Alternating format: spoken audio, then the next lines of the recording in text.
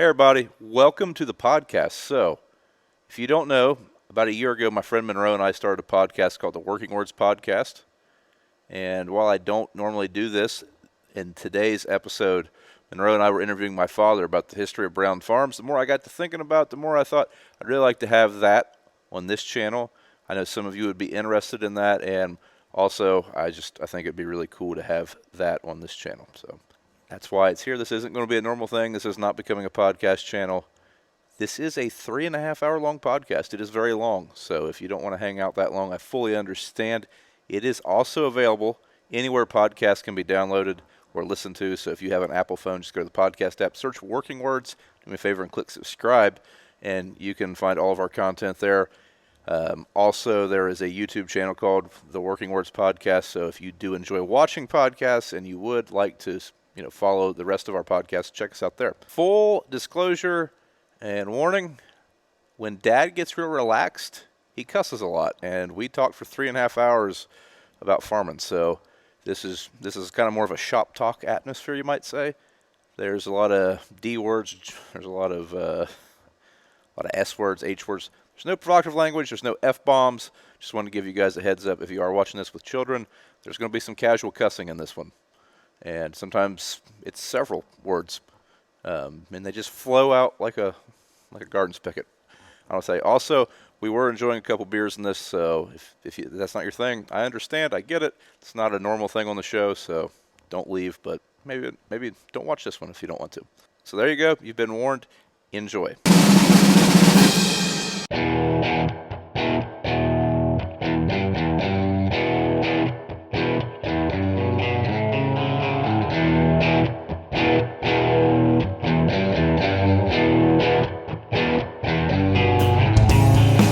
Well, for those of you that don't know or don't follow us on the YouTube channel, this is my dad, Bob Brown. Howdy, everybody. Hi, Bob. I've been looking forward to this one for a while. You guys gonna pick on me and make me look bad? Well, we're gonna have to have you scoot up a little bit more. No one's gonna hear anything you say. I can hear. Scoot your mic. Okay. Yeah, there you go. Okay. Okay. That work. Nope. That work. Yep.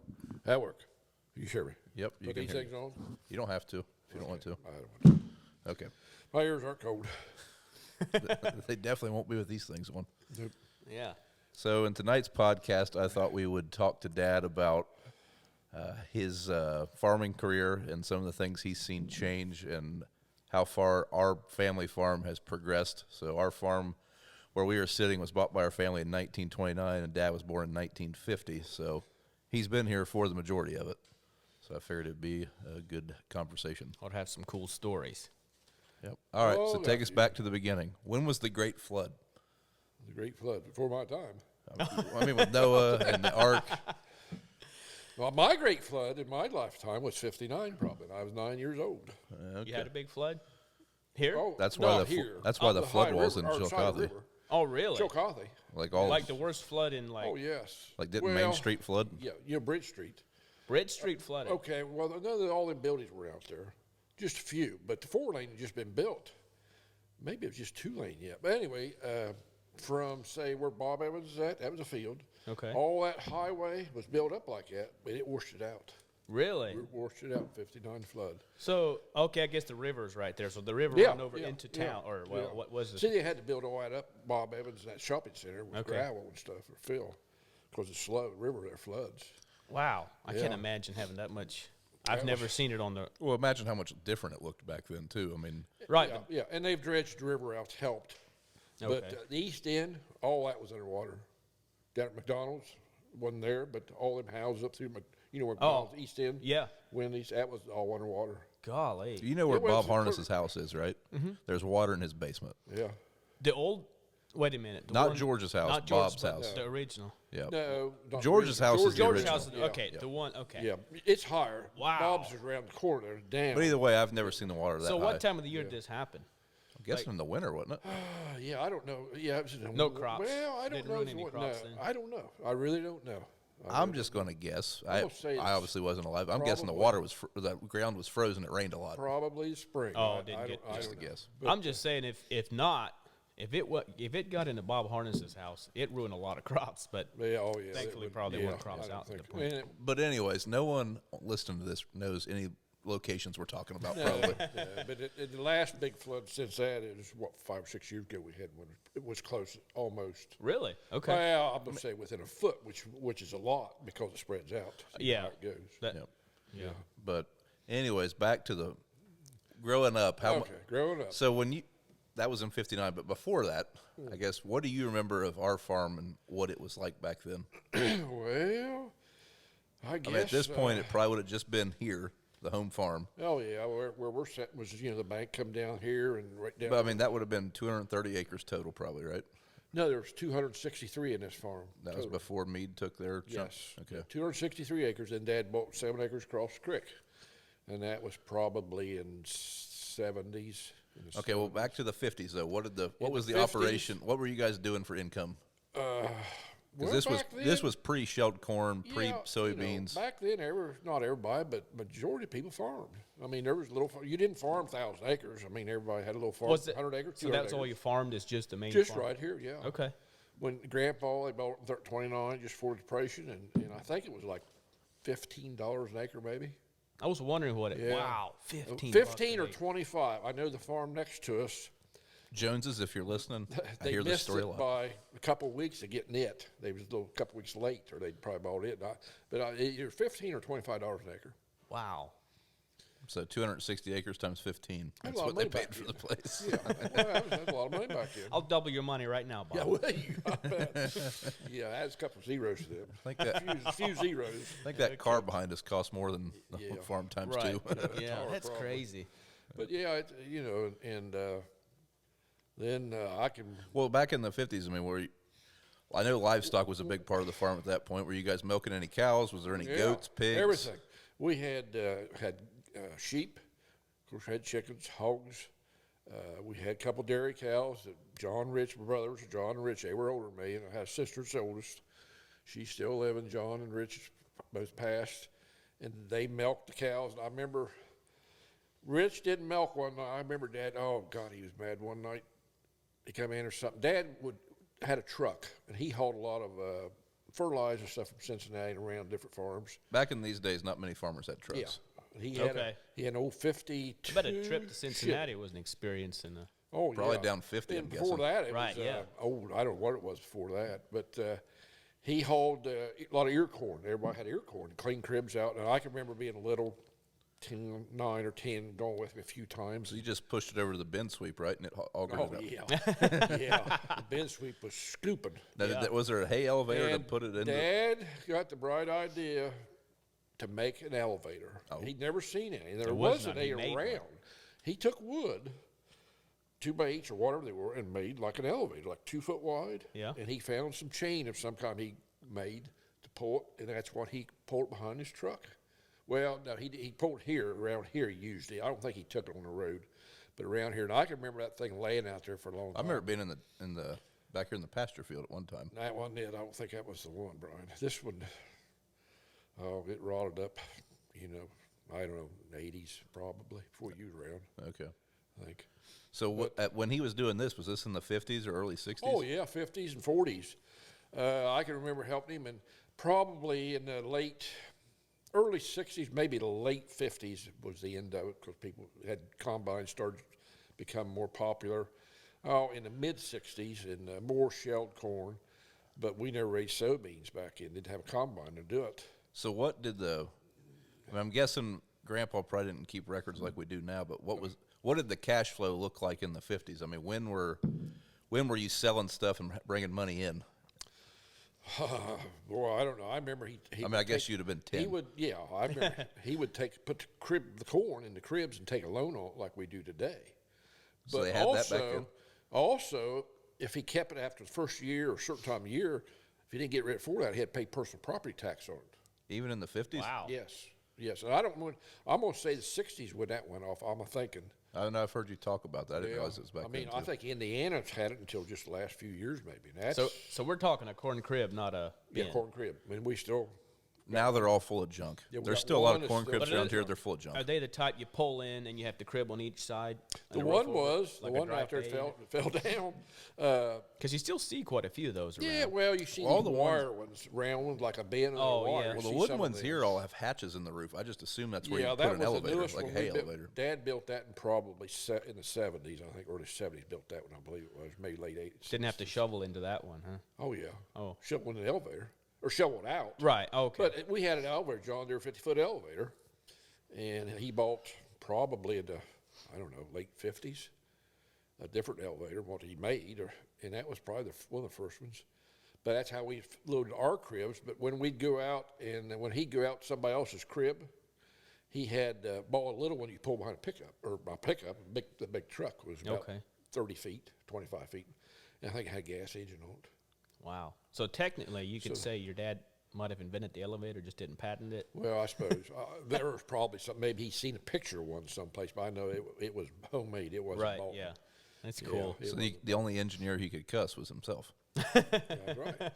And in the 50s, I don't know. He had a one-row corn picker. I can't remember that, but That's what I was going to ask. So that's how you pick corn. I mean, you remember picking corn, though. oh yeah, in But just 50, not with the one I'm row. gonna say 55 or 56. He bought a new TO30 Ferguson. That was That was pre-Massey Ferguson. This is Ferguson. Ferguson TO30 was the model number. They had a 20 and a 30, and I don't know if they had a 40 or not. But Now, was the it 30 was- a 3-row? No, this is a tractor. This is a tractor, like a Ford tractor. Oh. This was a Cadillac version of a Ford tractor.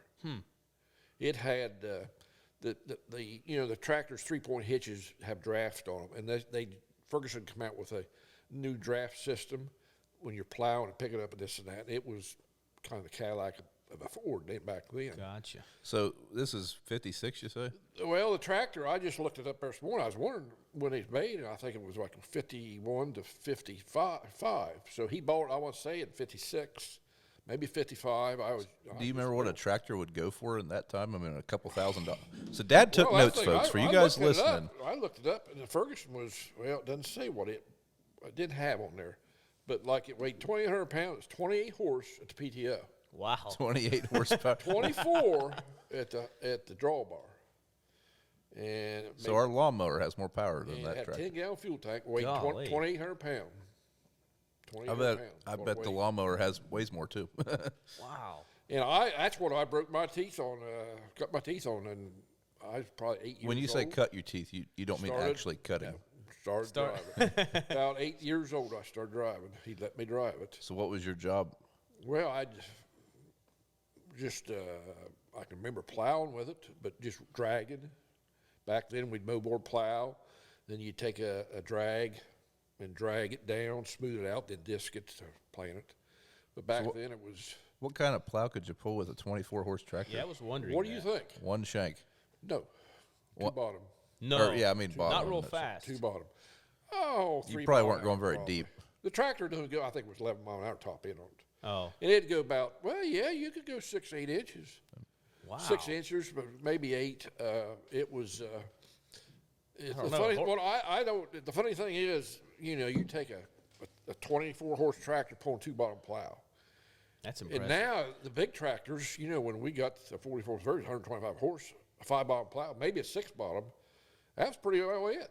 So the horsepower isn't the same as it used to be. It seems Well, I like. was going to say horsepower seems to be a little Lot different less. these days. Yeah. Yes, than what it was Keep back in mind, in a modern 24-horse tractor is hydrostatic too, not Yeah. gear-driven. So it's the day. probably Well, going to. too big height. Well, yeah. I mean, it's going to pull a lot different. Lawn So you're mower. saying if you had a 24-horse hydrostatic modern it day wouldn't- tractor, you don't think it would do No, what that it one wouldn't did? pull like a little John Deere, like what we used to have, a garden tractor, what we got now. A little sassy-massy. It ain't Little going to do sassy match. It ain't gonna pull 2-bottom plow. Huh. It ain't got the weight for one thing, Right, yeah. and it ain't gonna pull it. It ain't got the power to pull it. That's crazy. But then probably 59 or 58, bought a used 77 Oliver, and it was like, how many horse? I figured it was 32 horse. That's all Oh. the 77 is? 32 horse. That was at the drawbar. The belt, which back then they had belts. Remember Yeah. for run a hammer mill? Yeah. Which we did. was 37 horse, and it weighed 4,200 pounds. 48 to 54 is when they were made. So this was a used one, and new they was $3,000. So in Dad's office at the house, there's a picture, and for the longest time, I thought it was Grandpa and great-grandpa standing in front of the tractor we have, but it was not, right?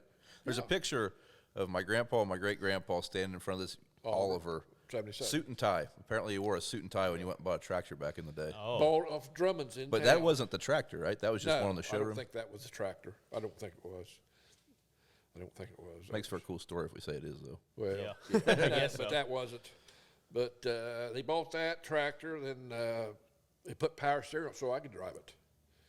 Oh. And So you're see, talking, we had cultivators. you're like 6 or 7 years old? Well, I've been 10 years old, Okay, probably 9 or 60. 10 when he bought 59 or 60, so I'd been 10 and 60. I'm impressed And they had power steering back then. They didn't have power steering. Well, there was aftermarket, like a few years after he got it, there was an aftermarket, Charlene, and they're still business. I think Charlene Hydraulic could make pumps, put that on there, and boy, I could drive it then. Yeah, no kidding. That's a And tricycle front end, It right? pulled a 3-bottom plow.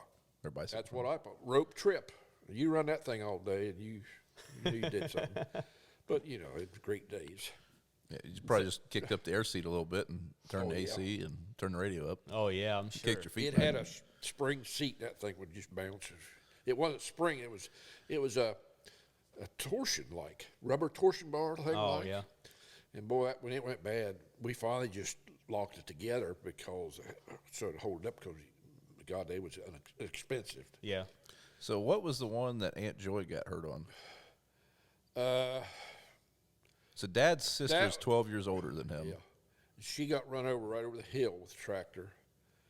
She And survived. Before that, but- they had I think they had an old Farmall. So it wasn't the 77? No, it was before my time. Before Okay. that. So she was little. Yeah, she was little, and I don't know what it didn't have steel wheels. I don't know what it was like an old FD or it didn't have steel wheels. I don't think the tractor got her. it Wasn't was it like the disc? an old, what was it for the Ouch. M's before that? That Or- would hurt even worse. Whatever they were, whatever it was. But then Dad bought a mounted picker for it, probably 60 or 61 for the Oliver. So that's how you pick corn then? That's how we picked corn in. That was something about picker. I mean, how many acres a day could you do then? Oh, I don't know. I mean, a 20-acre field, was that a long project? Oh, that was a couple, 3-4 days probably. So okay, was that a tractor to pull the picker, or was the picker mounted? Mounted. That was Onto a the mounted Oliver picker. 77. Yeah. Because I feel like There was a lot of 'em back then. It's how's- all mounted probably. You just see many pull types that I can remember. So how stable is a bicycle front end with it? Oh, you widen the tires out, so you got to widen the tires out. But the front doesn't I widen always that. dreaded but the back. I always hated getting ready to pick corn in the fall. First thing you had to do when you get to the Oliver, you had to widen it out, reverse the wheels, then it took a half a day or a day to put the picker on. yeah. So you got to put mounts on it, and it was always hot in for September, Right. and you was always fighting damn bumblebees. Yeah. Oh, them damn things! Little hot ones too, boy. We get badminton rackets and hit them. You know. So at that time, though, that tractor was. How many tractors were on the farm in this, like 1960? I mean, In '60, that just 2, I think. Well, we had. I'd always heard the cockshut Let me mentioned. take it back. There was another. Dad had a Ford loader at one time. Then he got a. I think we got in 50 or 62 probably. Now wait a minute. I'm getting about 61. Right after he bought the Oliver, they started selling cockshuts at Farm Bureau, the local co-op, and he bought one of them. And it'd pull a 3-bomb plow, just fly with it. It was. What year would this have been? It was a cockshut 40 is what it was. And Is that 40 horse? $3,600 new, what they said, what it says here. 43 horse. 43, So that's a step man. up from, 32. Or from the 24 Yeah, or yeah. whatever. What year would this have been? This would probably been 60 or 61. So I'm just Well- trying to think of the brands that were on the farm at that time. It wasn't like we were all John Well, Deere that or all was- no, Farmall. oh, or, Yeah, no. everyone we was d- different, it seems like. Never had a John Deere putt-putt. Dad never liked them. And I like to hear 'em And I'll run. tell you, Our another, neighbor we had would have one. almost had international red ones. This is I'll the tell you story a I story. heard why we never had international. Well, Okay, let's hear during the war, Dad didn't have to go because he got a agriculture exempt. Okay. This would have been World War II. Yeah. Well, guys that went to work, the guy in town, Stouffer, Bob Stouffer, he went to work, just got back. And Dad had ordered a picker, an M with a mounted picker on, 2-row mounted picker. And Bob got back out of service, and Smitty in there to give it to him, let him have it instead of letting Dad, because he just got out of service. Okay. And it made Dad mad. He said, I'll never have an international piece of equipment on the farm. And we never had no red stuff on the farm as long as I lived. I mean, because the dealer gave just it pissed him off. I mean, the guy was doing a nice thing. Yes, but really. I mean, Dad didn't fault because he, that was just the idea of it. and those people were friends of the family. Yeah, Dad was waiting on that thing. Dad was waiting on it, so we never had. That's why we never had red ones. I mean, internationals. But that Cockshut had power. That's the funniest name for a tractor. I've always thought whenever First time he told me that, I laughed. Yeah. I remember. You guys get your mind. We had an old farmer neighbor, and he had one of those, and I just remember thinking that is such a funny name for a tractor. I think they look cool though. Like, well, I don't even remember what it. They had a Buta motor in them, and back then, they'd have tractor pulls at fairs.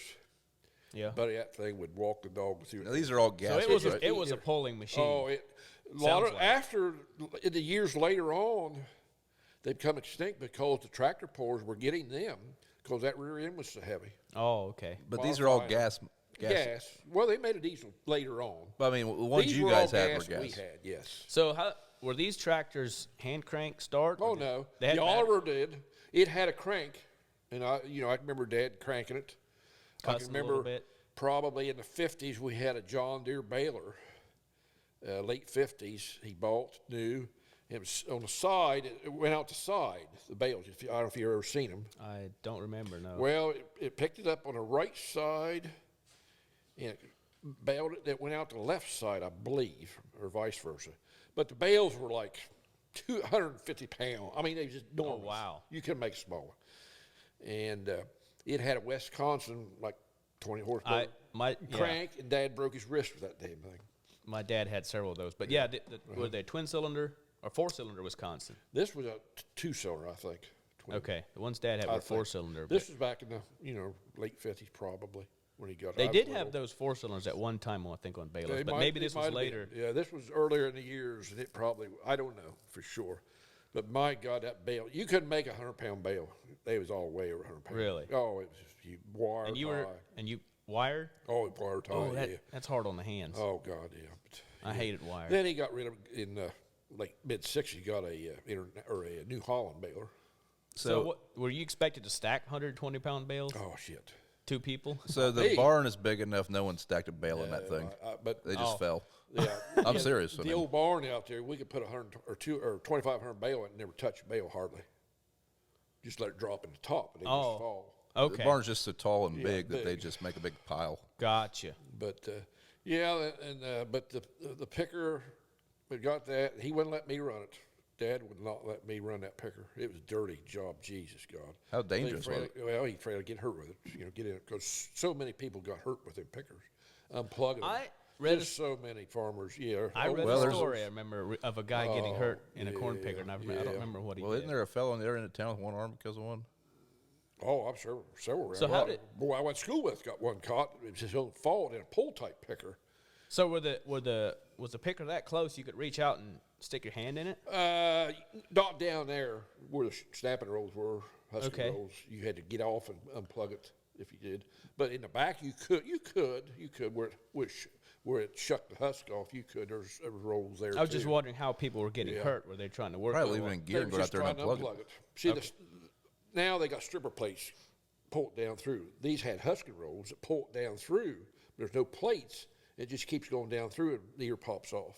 Okay. So it wasn't hitting the plate. It was just roll. Yeah, and you can stick your arm in there. And if you grab a hold of it and try to pull it out, you can't loose up. It goes so fast. Right, see? okay. And it just pulls your arm down there and you're gone. I mean, Yeah. You got a mangled arm. yeah, but but I never. I can't imagine why Grandpa wouldn't let his 10-year-old do that. We had to put the picker on. We had to put the picker on. Well, then the elevator had a big boot that laid down.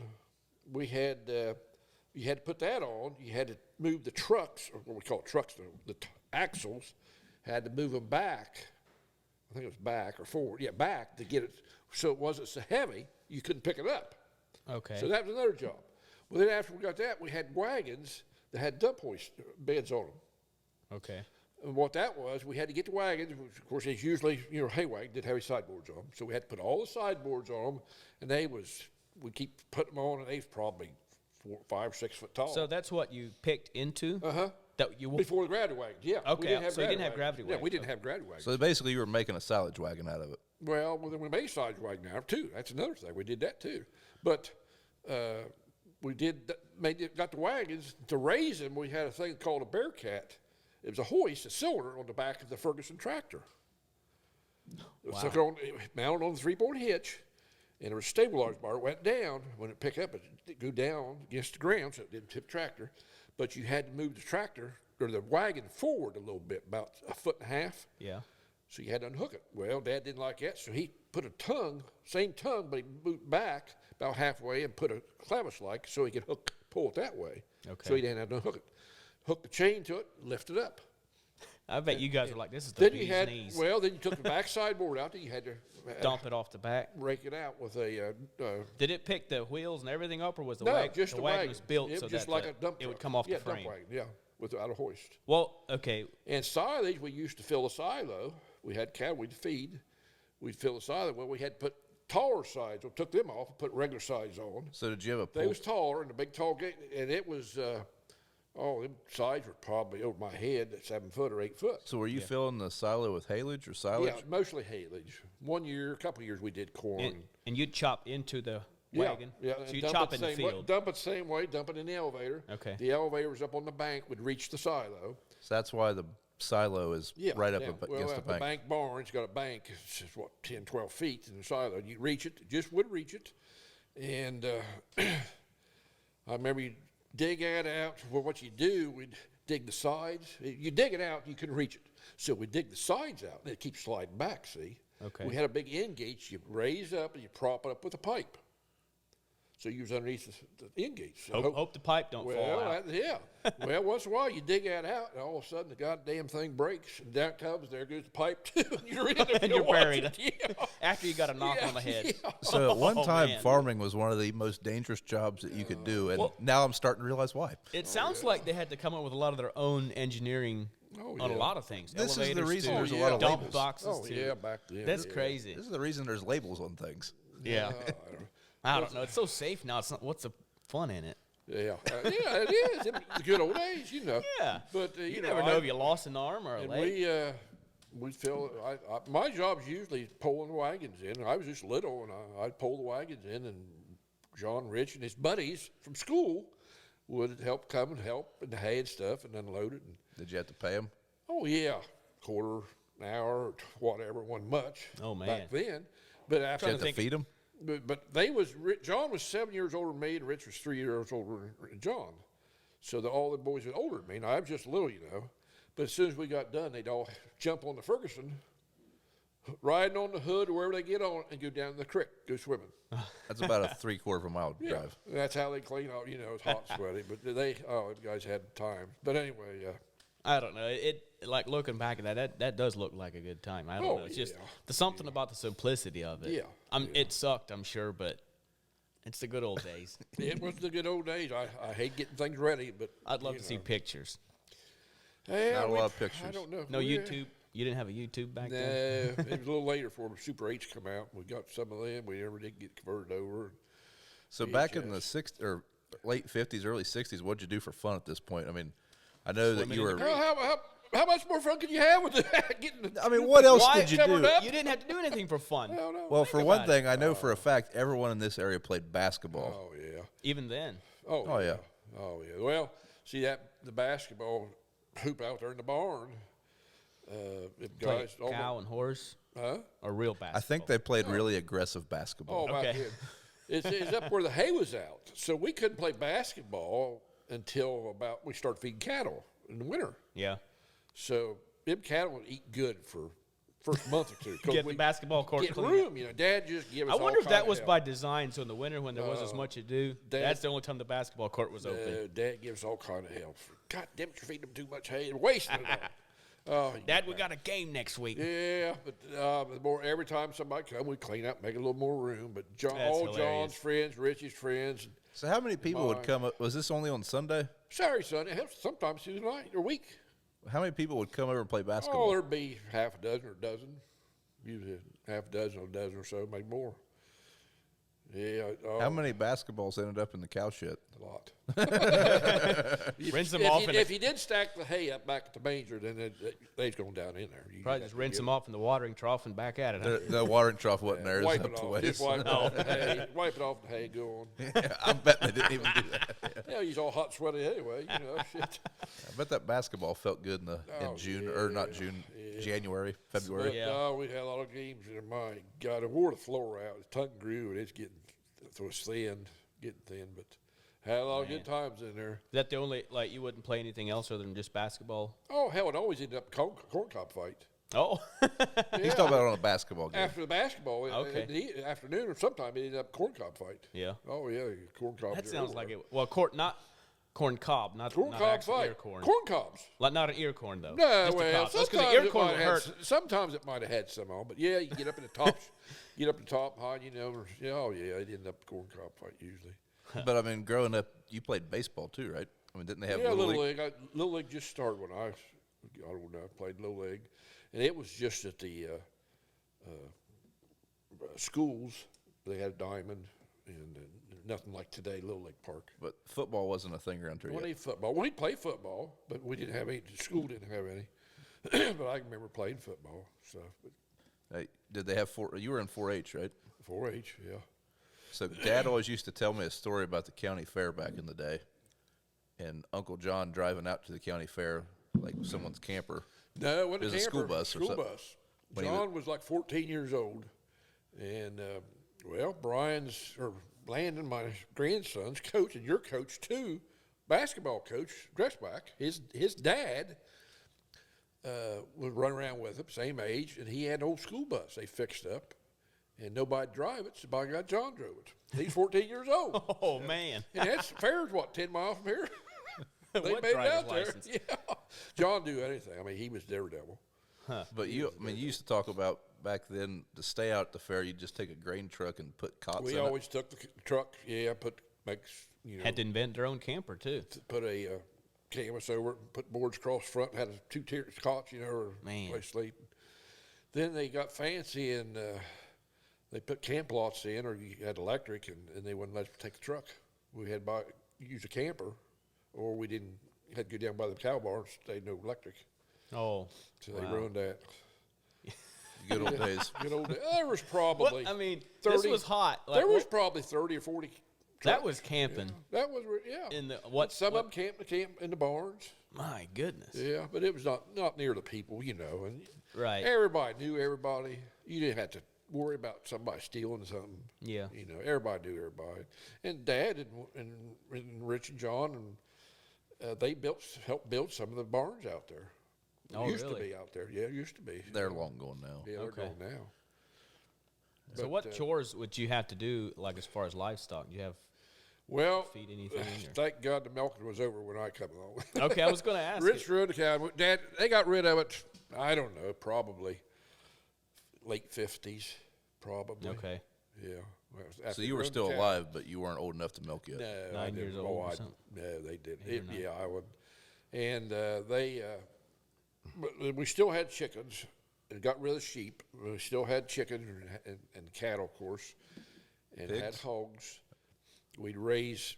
Dad would have 5 or 6 sows, and raise litters once a year, and turn them out in the pasture more or less, and feed them down there at that little creek down there.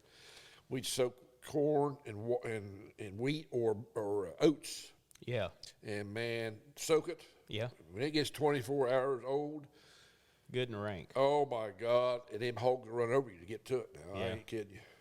Yeah, they loved it. God, it would stick. Get But on your what hand. were you, Yeah, like- moonshine like? Yeah. I I mean, so on the daily, were you feeding and? well, twice a day. Okay. Go down there and do it. But when corn was ready, right out here where this little field where I mow now, it was like 3 acres in there. We put corn there, Yeah. and when the corn was ready, Dad would take the little Ferguson and drive around, and knock 2 rows down, and the hogs would come up and eat it. Oh, because Yeah. but they wouldn't just bother eat it. the standing corn. No, they wouldn't bother it. They wouldn't knock it down. They just eat that corn and They walk around. You know, it ain't nothing like it is today. Right. You know, everybody raised their own. However, hogs just run around. You know, now they're all confined. Concrete floors. Yeah, it took all the fun out of it. You know. Yeah, ruined it. Start making money. Yeah. Yeah. Well, that's when you know they're not in it for the fun anymore. Yeah, we didn't. Everybody got serious. But we had our own meat. Yeah, Eggs. you ate. Yeah, everybody back then. Man, there ain't nothing like growing your own. That would have been cool. Well, yeah, So back then. talk about that Butcher process. our own. Yeah, did you guys butcher it yourself? Well, I can remember, tell you a story. When we got married in 71, and the first 3 weeks after it was about 3 weeks after we got married, we butchered a hog. Okay. Up in John's garage, hung it up. Our boy Brenda about died. She'd never been around anything like that. And, God, we butchered that hog and cut it up there. Then that summer, I remember the butcher guy in town quit butchering chickens. Okay. So we had to do our own. Yeah. We always had 200 small ones, 250. Then we raised them as little ones and had the big ones and then their chicken house for eggs. Yeah. So we'd raise them little ones until they got eating size, the roosters, and every Sunday, practically mom would go out, cut the heads off of them, we'd have fried chicken. Fresh And fried all these chicken. guys playing basketball would be here eating. Oh, man. Well, she fed many of them, you know. So Sunday that's dinners. why Southeastern class of 62 or 3 had a state runner-up. Oh, yeah. They'd all come here and play basketball and eat chicken. Yeah. And but we'd have that in the winter time, or in the fall, we would get rid of the hens, get them butchered in. They was butchering them. But when they quit butchering, we had to do it. And one summer we did all them old ones. And John's had 4 girls, and they was probably anywhere from 13 to, 6, something like that. And we had an assembly line. One would cut their heads off, and one would dip them, and one would start plucking them, and one would cut them open. Pick the gizzards. Yeah. The kids got the biggest kick out of the gizzard when you peel them open. The rocks. Beer cap tabs. Poor Dad would drink his beer until back then the tabs would come off. Monroe's talking about rocks. And Dad's them talking hogs, about beer caps. rocks in it, and them beer caps. Yeah, the kids would get big kick out. That is hilarious. Yeah, and we rendered lard one year out of the hog there. I remember You guys that. peel the lining out and eat the gizzard? Uh-huh. Yeah. I don't like gizzard. Dad always did. I never really cared for it either. Well, I remember there was a smokehouse in my backyard when I moved there, and I remember Grandma used to keep a freezer out there, but yeah. I'd never seen the smokehouse in operation. So when you guys butchered a pig, would you hang it out there and smoke it? Yeah, they're hams. Yeah. Boy, that was good. So you would sell chickens butchered, or We'd butcher them or sell them. Yeah, somebody'd want them. We'd give them somebody or somebody. you didn't eat all of? You No, didn't eat that's a lot of chickens. No.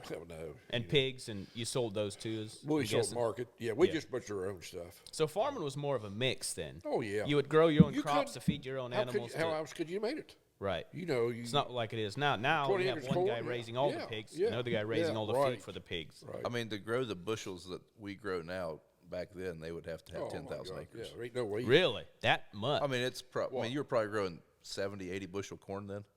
Oh, no, 100, 120. Okay, well they'd have to have double what we have now. so you but- get 200 now? Yeah, 200 plus. Golly. But you're talking about a time when a 20-acre field also took 4 days. Right, yeah. So But yeah, we never had soybeans. They weren't a crop. I mean, around here, hardly anybody grew them because no combines. Then in the mid '60s, combines started coming around, and we got our first one. Let me back up. We got a 3010 tractor. So this was the first John Deere. The first John Deere was in 1963. They came out with a 3010, a 4-cylinder. this is And a Dad gasser. looked at one and he really liked it. What we did, we got they brought out a Oliver 1650. It broke down the first round around the field broke down. Oh, no. 4 bottom plow on it, and it was probably 60 horse. Another dealer brought down a D18 House Chalmers. It had power, but it was you straddle it like a Ford tractor, only it's bigger. Okay. Didn't like that, but it had a mounted 4-bottom plow, and every time you pick it up, it didn't have any weight on the front. Right. Oh, Dad didn't like that. Got the John Deere, and he liked it. It had a 4-bottom plow, and I think we was pulling with it, maybe 3, but whatever. But it had small tires, and it spun a lot, so he got bigger tires. That's what he decided to get. And these were all diesels, but he wanted a gas, so we got a gas. This was the last gasser then? Last gas we had, yeah. So we got that. Then we still had the Oliver. So it was we traded the cock shut off for it. So the 3010, you had that until we got rid of the livestock, right? Yeah. Because I can remember that tractor. If it had been diesel, I'd still had it. It wasn't a wide front end, was it? No, it was tricycle. But the daggone thing didn't have enough power. 55 horse, Dad, 1,800 hours, overhauled it and put an M&W power pack in it with bigger pistons and everything, give more compression. It wouldn't start with a dam. Oh. It's terrible. You didn't turn the steering wheel like the YouTube said? No, we didn't do that. What? Supposedly that helps them start. Oh, Yeah. man. Well, it does after Head 'em a little bit. Well, after a while, it releases the pressure in the pump. It does. Oh. But it takes more than a couple turns. I Yeah. found that out. But anyway, and then 66, before that, the combine that we had, Dad always had pull-type Al Chalmers. A pull-type Pull-type combine. Al Chalmers. I didn't know they were. combines. I didn't know. I thought they were pickers. I didn't know they were actual No, combines. pull-type combines. I'm having 3 or 4. Every couple of years, he'd trade for a new one. Off Garrioner's in there where the Harley shop's at now, or Honda shop, or whatever it is. And they were on the pickup was on the right, left-hand side. Everything else is always on the right, if you notice, farm equipment. Okay. Well, Like this all one- your controls and everything's over here. because, Oh, okay. But balers are on the right side and everything. But no, wait a minute. Let me think. Is it? I'm lost. I'm confused. Yeah. Anyway, it was opposite not what sure. it is now. It was on the right-hand side, left side. Okay. All the baler, everything's on the left because your controls. So, and it had a reel that run off the ground speed of the tire. So when you stopped, it stopped. And that's not good for combine beans. We tried it, and it just didn't work. So Dad decided to start raising beans, and we ran the neighbor's farm, so we had a little bit more. So this is the but we had a 3-year rotation. Yeah. Corn, wheat, and Clover. Clover and Timothy is what we did. Then we'd always combine the clover seed in August and have for our own use and sell some. We always had clover seed to sell. So you harvested clover seed. Clover seed. You didn't make hay. Well, not the second cutting. Oh, okay. The first cutting was made with clover and Timothy. With the clover would come back. Okay. And it would, get 1.5 to 2 foot, and it would die in last of August. That's when you'd combine it. Okay. Clover seed. You had to put it. We put it in the granary. Had 2 granaries. The granary is that white garage That's beside one my of house. them. Oh, okay. The old- Upstairs, there's bunks up there for it. The old crib out there was a granary, and one year we had him use trucks, a truck bed. We had so much one year, but anyway, it was a little moist, so you had to go up there 2 or 3 times a day to stir it up. Get it real thin, just dump it out on the floor of the buckets, about 3 or 4 inches. Yeah. Then it keep getting thicker the more you got. But after a week or couple weeks, it'd be dry. You had to stir it. Yeah.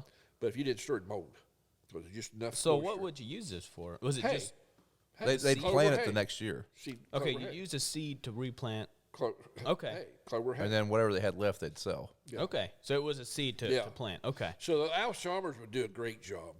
So then This is a pull type. Yeah. So in '66, Dad decided, got to look. I talked to him, kind of coached him in. And he got to looking for used. So you say self-propelled. you guys picked up a farm at this year Well, too? across the road, yeah. This is the Smith place? Yeah. Daisies? Well, we got Daisies first, I think, then the Smith. So this was the first addition to the acreage? Yeah.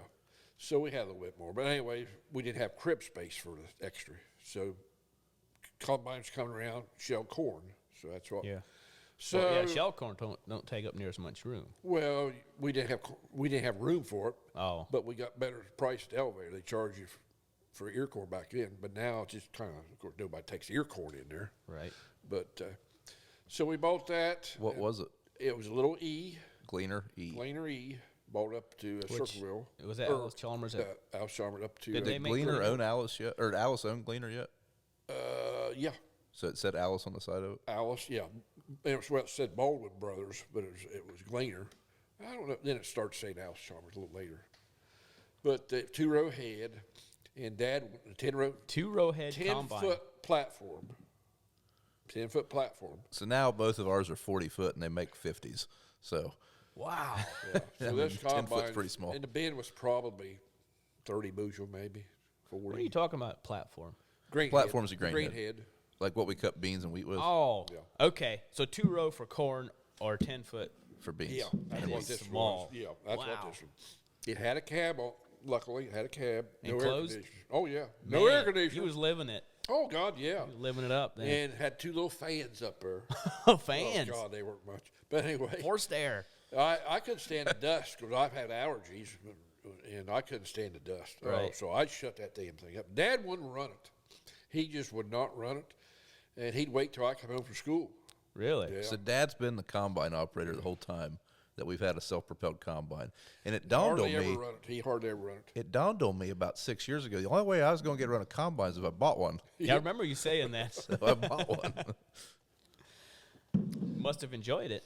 Oh, yeah. Oh, I love running equipment, whatever it is. But, boy, it's hot. Jesus. Clover seat the worst because it's August seat. Yeah. Oh, my God. So you never ran like was it a John Deere 55? Was that like one of the first combines? No, that was John Deere. Well, that wasn't John Deere's first one, but yeah. But I mean, I've seen those at farm shows where, I mean, like John a big open station or a small open station. No, ours always had a cab on them. They didn't sell too many in here. I remember seeing a couple he had in there. So when you guys got that, were most of the neighbors still running pull types? Kreider's just bought International self-propelleds in Buck Hertzstein, or Buck. And Was there a lot of custom work to be done then? Kitty did some, and we did some. We started doing some.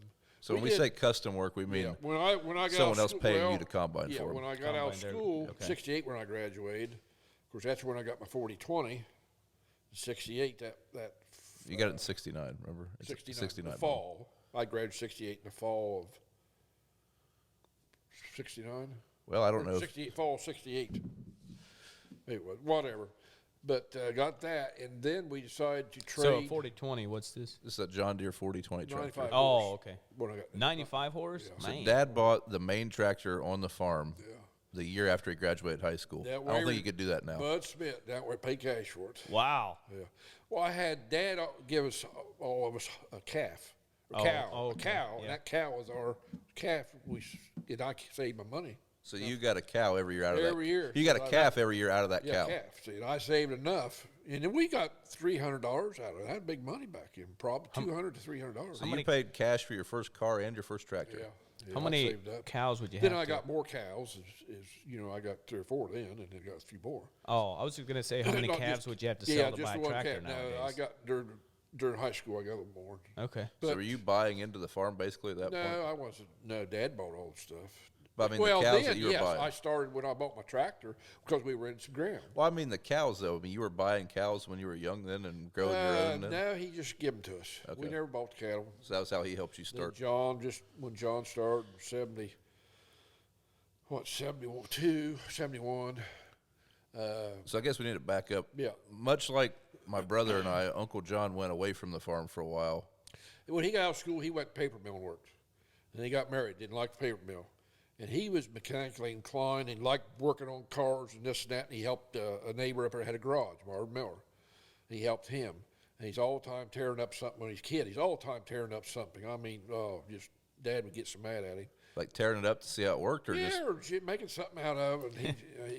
Making some kind of a go-kart or something like that or something, But anyway, John bought a house out here where he lived on 50 there, and he had a garage. The guy that he worked for owned it, and he bought off of him, and he moved to build a new garage. So John started his own garage, 2-car garage, or 1-car Working car on and a half. so is he doing vehicles or- service work? Working on stuff, working on vehicles. Okay. Well, he just busy all the time. Then he got the school buses and was taking care of them at one time. But anyway, he wanted a bigger garage going add on to it. So me and Dad cut timber back here in the woods and took it down to sawmill, had it sawed up, poplar and oak. And we built a garage, built a block garage with the wood roof and stuff, Yeah. And we didn't get no codes or nothing back then. There wasn't nothing. Right. Well, we thought. We was wrong. Really? Well, public. They effed around and found out. We put the biggest thing. We put a coal stove in it. Yeah. You That's got it another- hanging from the ceiling. How many coal stoves you see hanging from the ceiling? Why? Code. Couldn't be on the floor. Huh. Had to have some long chains. So I then would've there was never that. guessed Then it. there was a couple other things. I don't know, structure something. I don't know what. There was a couple other. State was going to close him down. He said, and we was farming a little bit more. I'd rent a mead over here when I got. So the mead is where our grain bins are now. Like that's what So we was he's farming- calling the mead the depot. Me and Okay. Dad, me and Dad was farming. What, probably 500 acres. Yeah. And So, John come help in the evenings when he could. And we started renting some ground, and he said, I'm going to quit. I said, well, just quit, or we're going to close you up. Why don't you just quit and farm? So that's what he did. So he probably left the farm and got married in '63. He got married in somewhere along there. And then he came back in '71, right? Yeah. Well, he helped the evenings when he was home. Yeah, but he started farming full time in Yes, '71. yes. He was probably a handy guy to have around with his mechanical. Well, one thing that I remember about Uncle John, like I remember he died in 2010. So I grew up around Uncle John and spent farmed beside him and stuff. Uncle John could fix anything, but it might fall apart tomorrow. Oh, well, he could probably fix it again though. He could weld. He could. Yeah. It was one of the things where there was a lot of time spent fixing stuff that if it was done right the first time, we wouldn't have been fixing it again. Oh, Is what the memories I have. Maybe when he was younger. Yeah, he there's wasn't a lot of things he fixed today. Go today until she breaks again. I mean, we were still using job the security. So the wheat drill that we got rid of last year was his last wheat drill. Like that's what he had used, and I'd planted wheat with that drill for 10 years, and every now and then I would still find a John Brown fix on it. But then when he started, we bought a. He bought a 40. We was plowing, mow-board plowed everything back then. I had a 5 bottom on the John Deere, my 40/20, and a 3 bottom. So he run the whole 30/10. We was over at Carper Place, I remember, in Mooresville, and plowing down there. And we decided next year we're going to rent someplace else. I think that's. But let me back up. We talked about custom work before John started farming. This was right after we got the F. We did 400 acres that one year, just little patches around here. Yeah. But then when John started, we decided we need a bigger tractor. That was last year. The 40/20s made in '71, I believe it was, and we found another one. And the 4430s had just come out, the new style. We priced one of them, and it was $12,500, and the 40/20 was $8,800, and we went with 40/20. And so he had one, and we both had one then, and. His was a little nicer, wasn't it? Didn't it have some? No, it had the fancier thing. seat or something. I put a cab a couple of years after I got married. Or before we got married, Brenda went she rode the fender every day with me. Then about a year or so after we got married, guys put cabs on them, and we was plowing in the winter. And the heat houser, you freeze your butt off one way. So is the heat houser basically the blanket that covered the hood? Well, the hood, forced air back on you. Yep. So anyway, I decided to buy a cab. Well, that kind of eliminated her riding with me. Yeah. It took away the fenders, like the cab. Right. You unbolted the fenders, and the cab bolted to the fender. It didn't come with a buddy seat. No buddy seat. It's out there if you want to take a look at it. Oh man, that tractor. No, it's on harnesses. But anyway, well, we have it. Still got same tractor. But anyway, is that the one that you guys just got back recently? Okay. But anyway, John got that tractor. Then we combined and decided I had the F and buy another combine. And so we bought he did. Anybody want anything to drink? I'm good. We bought a little K, a small one, new one. Okay, is that a John Deere still? No, that's another Gleaner, a newer Gleaner, but it's K like the E was, small one. How many horse was this? Oh, the horsepower in them things is probably, I don't know, 75, 80. Okay. This one had a gas engine. It was a 292 Chevy. So it's probably 130 horse or so, probably. Wow. They detune them or derate them. Oh, okay, for tractor use. More. Yeah, they want more of a lugging power, probably. Yeah. No, we're still good. Keep going. Okay. Okay, John got the got the combine. And when I, 68, I guess, what else you want to talk? 68, got to school and farm and met Brenda. Of course, I know she went to school with us. She was younger than me, same school. So you met Mom in 70 or 71? Oh, no, she was in school. Yeah, but she was 3 years younger than you. Yeah, but I knew her in school, and I knew knew her mom and dad knew of them. So she didn't grow up on a farm? No, they grew up over where the various shops at. Okay. Her dad worked paper mill all the time. Paper mill. But she was a tomboy. She did all the mowing and stuff, and out at her grandmother's farm, she grew out there and stuff. But Mom was a little bit more of a hippie, liked the animals. Oh, okay. oh, is that a hippie? Dad liked to eat them. Oh, how'd that work out? Well, not very good there a few times. Oh, man. With her pets. When you start naming them is when you get in trouble. Well, I remember her telling a story that Grandpa would always tease Mom and he threw her chicken or something in the truck to go to slaughter, and she had to go out and rescue She it. went out and got the damn thing. Oh man. Yeah. It was a rooster. wow. Crooked toe. Crooked toe. Say that's where you get in trouble. I said, you didn't get crooked toe. No, we didn't. I don't believe you. I'm going to look. God damn it. I didn't know it. Yeah. It was in there. He had him. It was in there. You know, I helped him get them, Yeah. Had crates, yeah. Oh. You didn't know what name they were. Yeah. He had a crooked toe, but, oh, shit. He She just was knew he had a mad. crooked toe. So when you guys got married, you put a trailer in across from Mom and Dad's house. Got or married. Grandma and Grandpa's house. 71, got married fall 71. After dating for a grand total of 6 months. Well, since April. And they got married in November. Wow. Now, the first kid didn't come for a few years, so there wasn't any of Yeah. There was none of that. There wasn't no shotgun wedding. But huh? bought a trailer, we paid cash for it. I don't know, $7,500, something like that. Put it there and lived in it. And Well, we got to talk about all the pets. oh Jesus God, I don't know. There's a where to dog cemetery that one of these Oh, days they're going. I can't believe he hasn't hit one. Yeah. Oh, like really? digging a new one. There's Oh. 3 dozen dogs buried there, probably. Oh, I'd say every bit of that. I mean, You're not even on a highway. most of my childhood, I Plus, thought everyone had 10 Now I'm dogs. buried. Oh. Lately, I'm buried up there at the house behind it. Now oh, I don't know. Soon we got married.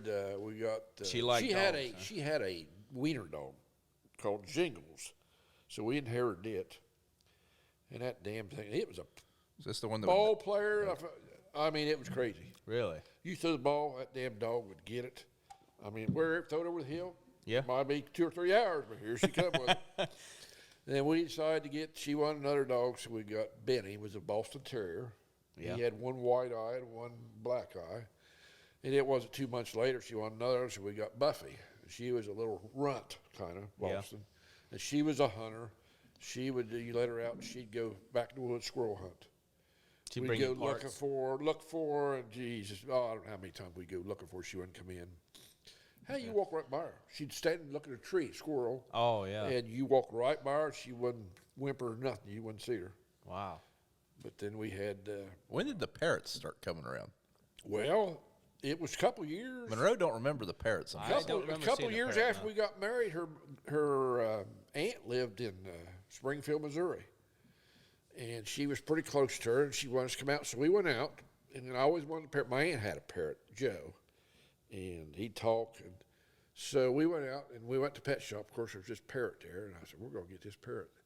So we bought this parrot. And You drove a parrot from Missouri in the he back rode of the a back home 70 my Nova. Nova, my Oh, 70 Nova all man. the way. Did he talk the whole way? No. Parrot never had any feathers when I seen it. Well, that Probably was still later nuts on. from That the car was ride. later. Yeah, that was years after. But Loretta. The parrot was Loretta. We call her Loretta. That's cool. She Loretta Lynn she fans. did talk. Oh, much. really? She didn't talk a whole lot. Did you sing? No. Oh. Yeah, they would sing a little bit. You Okay. know, but nothing So that, like oddly enough, that parrot was given to, my buddy Kyle. Yeah. Good. Well, his grandpa ended up John's with it. basketball coach, Old Park Prater. Well, then my For grandpa a ended pony. up We with traded it. for a pony. For him, No, BJ. BJ. Yeah, a pony. Traded a parrot for For a a pony. pony. Wow. Well, the parrot or the pony, Corky. What was it? I wasn't around. The damn thing was old and gray then. And it lasted, I don't know, 5 or 6 years. And it seemed like we had another horse. Well, you used to tell Anyway. a story about someone sold my Damn horse. thing died, so Brendan, we had to get another one, so we got another one. But then Brian come on, he bought one. We're skipping 30 years here. You bought a horse? Oh, I had a horse for a while. You He's ride a it? cowboy. At one time. Oh man. Fell a lot. Yeah. But anyways, going back to the 70s and farming here. Okay, farming, We've glossed completely over your cars. Well, it's When you were 65. Yeah, what was your first car? 66, I turned 16. And my uncle worked for Bob Chevrolet, used car lot, Columbus. And the day I turned 16, I had my license. I think back then you get your license, you have to get a permit. But I had the day I was 16, I had my license. And, I'd talk to him, or they come down about every week and said, and it wasn't a couple of days. We looked for a week or so, and I almost bought a Impala SS 64 down at Valerie's. Would that have been a 409? No, it was a 327. Maybe a 283. Might have been It 283. would have been a big car. Yeah, Impala, A big boat. car. But anyway, I didn't. And a few days, he called and said, I got something up here you'd probably like. I said, what is it? A little Nova. So we went up, drove it home. It was a red SS 65, it's 283. Well, just like I got one now, it's just like it. It's a 4-speed. Oh, man, 4 speeds, you know. So Did you know how to drive it when you drove it home? Hell, yes, I know how to drive it. I mean, I did. I mean, drove tractors on my, you know, since Well, there's a big difference between driving a tractor or driving a 4-speed in a car. Hell, drove Dad's truck. Okay, I'm just curious. Yeah, well, The 4 on the floor. yeah. You never had any of those 3 on the tree? I never had that. No. Well, the Dad's old pickup was Okay. one of them. My And I father- had a pickup like that too. Okay. But That's you know, different. My father-in-law had one of those, and that's what's different. You know, and I kept it until just before we got married. I don't think I wasn't dating her yet. I always heard that your first I date had was it in the until 70s. right after I got out of school. I got the urge for a 70 Nova. Well, it would Hell, have it been a had couple. been after 70. Well, yeah, right after. Yeah, it That must. car could only yeah, have been it 6 months old. It didn't have any miles on it, but it was a 350 SS 350, 4-speed, Red with a black top. black interior, and I over Sabina. I seen his car dot. What Boy, the heck I were you brought doing that in baby Sabina? home, and man, you talk about catching hell. Yeah. Dad didn't like that. Oh, really? I did consult him. Yeah. So you were 20 years old and he was still mad. Yeah, he didn't like it till I bought that. Afraid But you hurt I yourself. Sold my other one right now. You guy wanting it all the time. And that was then when we got married, about a year after that, decided to get a family car. You know, I think we bought a Caprice or Monte Carlo. I'd always heard the Monte, yeah. And that was a piece of shit. Is that a 4-door? No, it was a Two. 2-door. Oh. Big car, Yeah, big long car. hood. Yeah. Think like a Couldn't Cadillac. keep transmission. Okay. The governor and the transmission. It just. Maybe it was linked. No governor, so why the transmission went out? No, there was a governor in there, and that's what it was. Oh, in the In transmission. the Oh, trans- okay. On the side of it, yeah. Gotcha. And I bought a bogus, and they'd fix it, I don't know how many times. You didn't do any drag racing in any of those cars, did you? Not in that one. No, the 70 or the 65. I might have. Yeah. Which one was faster? Oh, the 70. Definitely. 350. Did you Now, ever? you did this on a drag strip, right? No, I was never to He didn't even lie about it. Just right down here over the hill or down here on right in front of the depot that was, Oh, yeah. no, down over the hill there. That was the drag strip. on Schoolie. No, down over the hill on Lancaster down there. Yeah, that's okay. That's a straight stretch. Yeah. There wasn't any cars there either. That was the drag Or not. strip. There wasn't any houses there yet. There's a guardrail at the end, but There and wa- a railroad bridge. There- And no- there's no a big houses, dip too. Yeah. Like midway through those houses, there's a big hill. no houses there, just dip there, yeah. But that was I've the had an drag strip. experience with a bridge one time. Ooh. 120 when I hit it. And my head hit the ceiling, and I'm like, it's Oh, probably. you mean you ramped the bridge? Yes, I basically. ramped Oh, the you bridge. ramped it. Yeah. I thought you meant you hit a bridge. No. I'm just saying dips will get you at a certain speed. They do Oh get you. God, I remember. So that silver car right there, that was my first car. Which, looking back, I'll probably not give Dax It's a Camaro. I'll probably not give him a sports car for his first car. But not that fast. Car. Oh, they'll be so much faster by the time he's ready. Yeah, my Camaro. Well, Yeah, then I you're going to did. give him that one? yeah, there's a 2016 yellow Camaro behind us. It's Yeah. pretty Yeah. quick. But that silver one.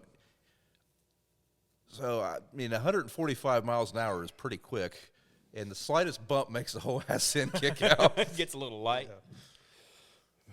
All right. So we're up to the Nova. Yeah, then Monte Carlo. Oh, Monte Carlo. Well, you gotta yeah. tell. About after we got married, I wanted a pickup, so I bought a pickup. I bought first Ford truck I ever bought. My first Ford I ever bought. About the Is only it one I the ever bought. only one? It was probably it was an old I never heard about this one. 64. Baby. We don't talk about it much. Oh, yeah. 64. Well, Brother John was all the time tinkering with cars, fixing a car or something. Well, back then, this was in the 60s. The big old Pontiacs and Oldsmobiles and Fords, too, had them big old 389s in them or 4 somethings, you know. Well, John, they didn't have automatics and trucks. Well, John bought a Studebaker truck. You ever seen the old Studebaker? I have not. Oh, that's it cool. was like a 48 or 9. Yeah.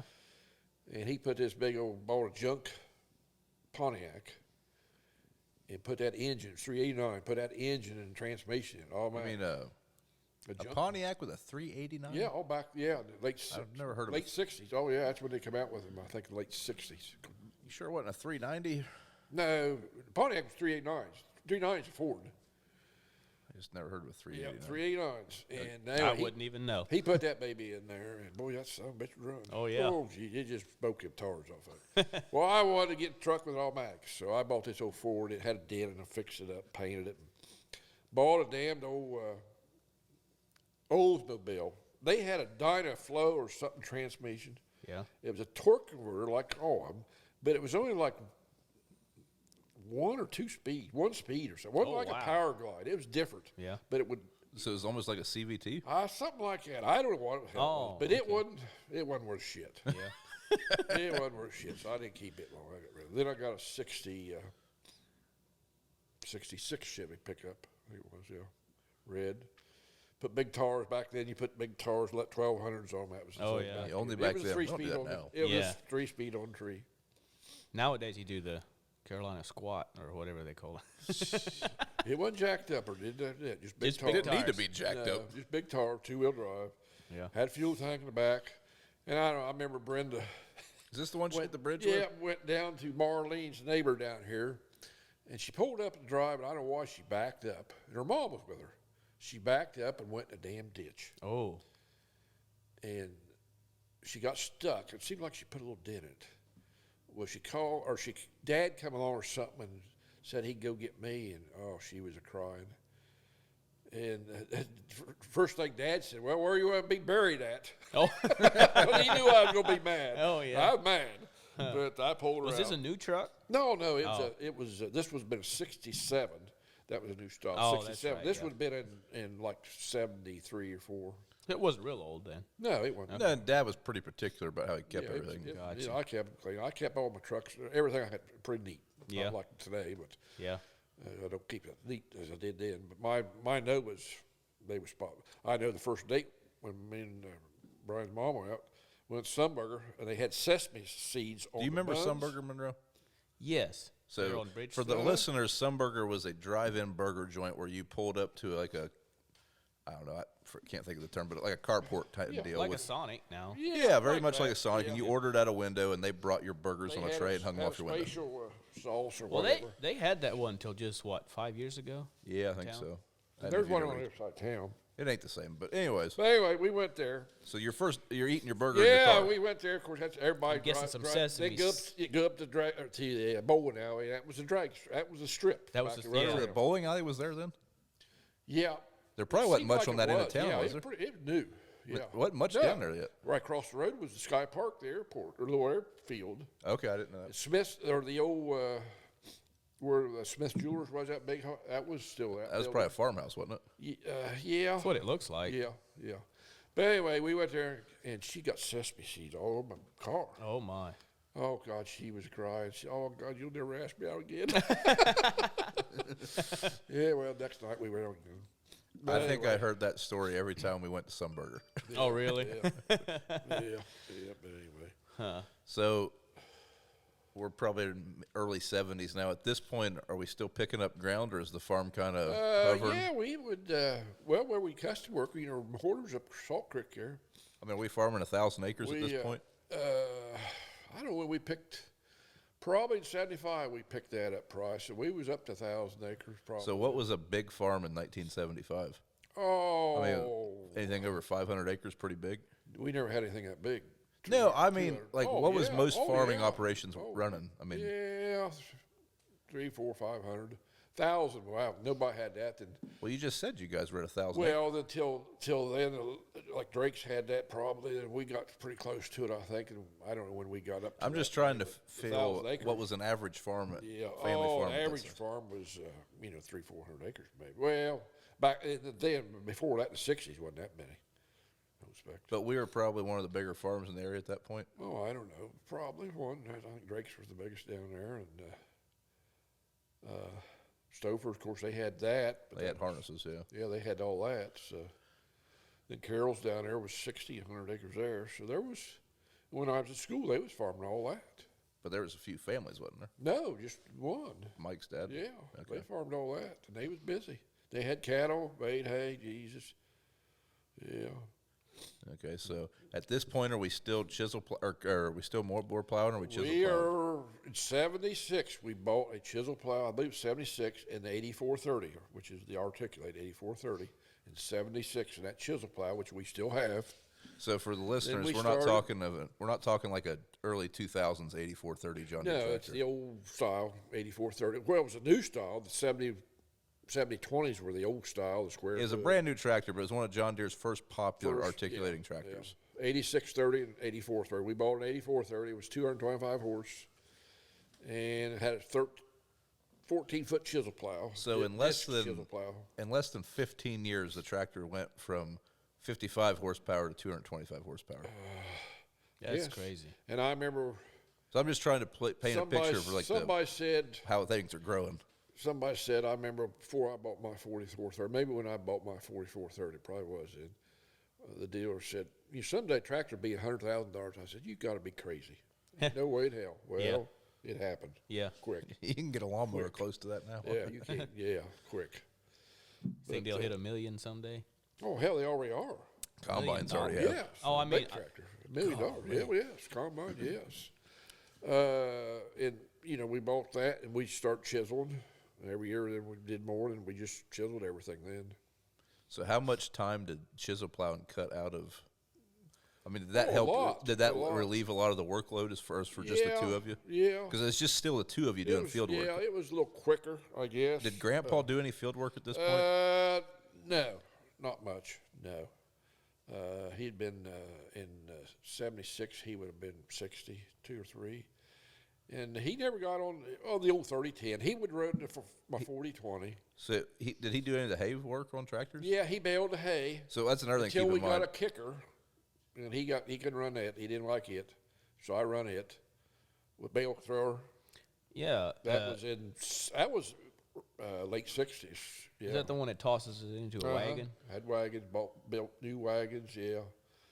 So that's another thing to keep in mind. On top of farming 1,000 acres, they were also baling hay, taking care of cattle. Did you have any? We had about 35 head of cattle. Then in 75. Did you still have any pigs? We still had. We ran the Jones over at 75, I think it was. So that's the farm right beside us. Okay. So then there was, 400 acres, whatever it is, 500. And you were still farming the depot. Yeah, and we had, they had 60 cows. Then a couple of years after that, we ran the other farm side of it. At one time, we farmed this whole square. It was 1,500 acres. But then we rented that farm beside it. Was another 30-some cows. So we had over 100 head of cows at one time. And they just come out with these stackers. I don't know if you ever seen them. Yeah. Heston made big like a loaf of bread. Yeah. We bought one of them. And I thought that thing was a New Holland. No, Heston. And it just wasted hay so bad. We run it for 3 or 4 years over there. I remember doing it. John did all that. He baled all the hay mostly.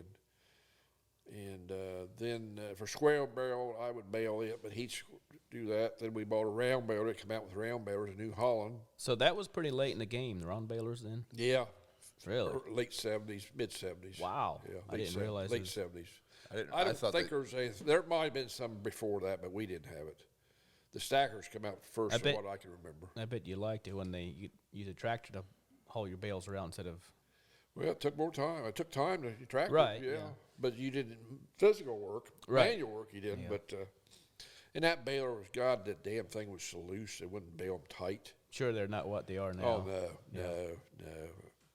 We had tried to put them all inside because they just rot so bad. So you didn't have no bale wraps at that point. Well, they just come out with some you could get and put on. That's a pain in the ass. Yeah. Put that sleeve on them. Yeah. That's kind of pain in the ass. Then they come out with twine to wrap. Well, they just had twine on to wrap it, but it just wouldn't bale it tight. Yeah. John Deere had some would come out, and then they was baling tighter. Yeah. But we had to do Holland. So one big milestone we overlooked here, I think it was in 76 you bought your first farm, right? Morson's? Yeah, 76. So is that your first debt? Yeah, because Dad wouldn't let us go in debt. We could bought a couple other farms cheap, and he wouldn't That's let one us go thing in I've debt. heard all my life is we could have bought that farm, Yeah, but we could Grandpa have- wouldn't let me go in debt. We could have had Oh, wow. 1, 2, 3 places have been 500 acres. He wouldn't let us go in debt. Oh man. And we just, Brenda's mom worked at Savings and Loan down there at MacArthur, and they said they'd loan us money, so I bought it.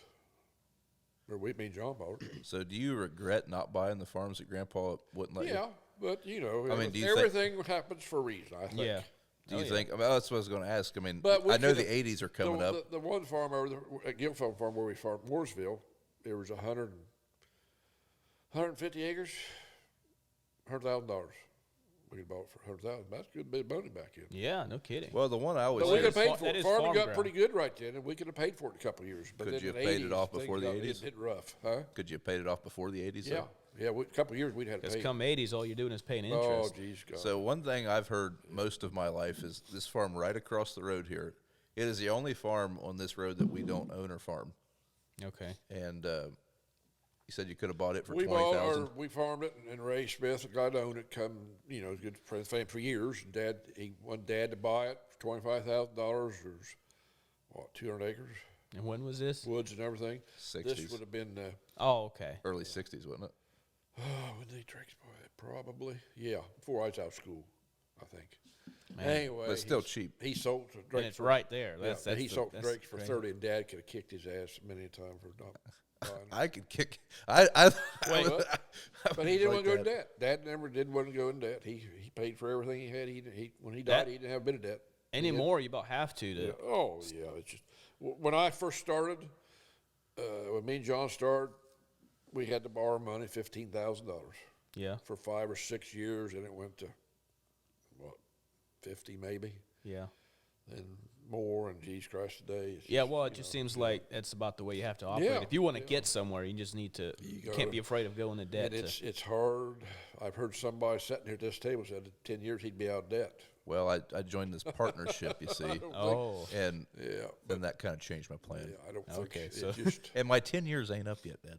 yeah, okay. Well, as long He's as gonna you can come make on the strong payments. at I the got end. 2 more years. As long as we keep making the payments, I guess, but it'd be nice to be out. But I hope, you know, That YouTube could really kick in any day now. Well, this Yeah. podcast, I think, is going to really Oh. put me over the top. There we go. Yeah, this one in particular. yeah. He didn't know what my cut was going to be. Oh, I got debt too, Brian. Yeah. So, by that first farm, did you and John buy it together, or was that just you? yeah, we bought everything was well. Equipment yeah. you guys purchased We separately, bought but land was stuff together. separate, and the farm was together. I mean, we both made the payments on it. So there really wasn't any actual partnership. But with there you was and no partnership. We just bought stuff. He bought stuff. I bought stuff, and we bought stuff. Yeah. Some of it bought together. Bigger stuff was. which is probably the way a lot of operations were then. But Yeah. I know it definitely could result in a lot of heartache. Well, if- that's what I'm thinking. when one But I party had, passes away. yeah, We- I had- very good experience in our end. Yeah, but- I had Oh, quite really? a bit more equipment because I had dozer and backhoe and that kind of stuff. Yeah. So I bought that. Well, one thing I noticed growing up was Uncle John, you could tell, was before he passed away, was kind of considering retiring, I think, and his equipment started getting older and older and not really replacing stuff quite as frequently, it seemed like. Yeah. Yeah, he wasn't going. He wasn't going to replace like the combine. It was pretty new. But it was a year old used one he bought. Yeah, but it was But 7 we years used old when he passed away. Yeah, but we used to buy a new one. Had two of them. We'd buy a new one every year and roll it to next year. We'd keep it for 2 years. And Keep a combine 2 years, Yeah. basically.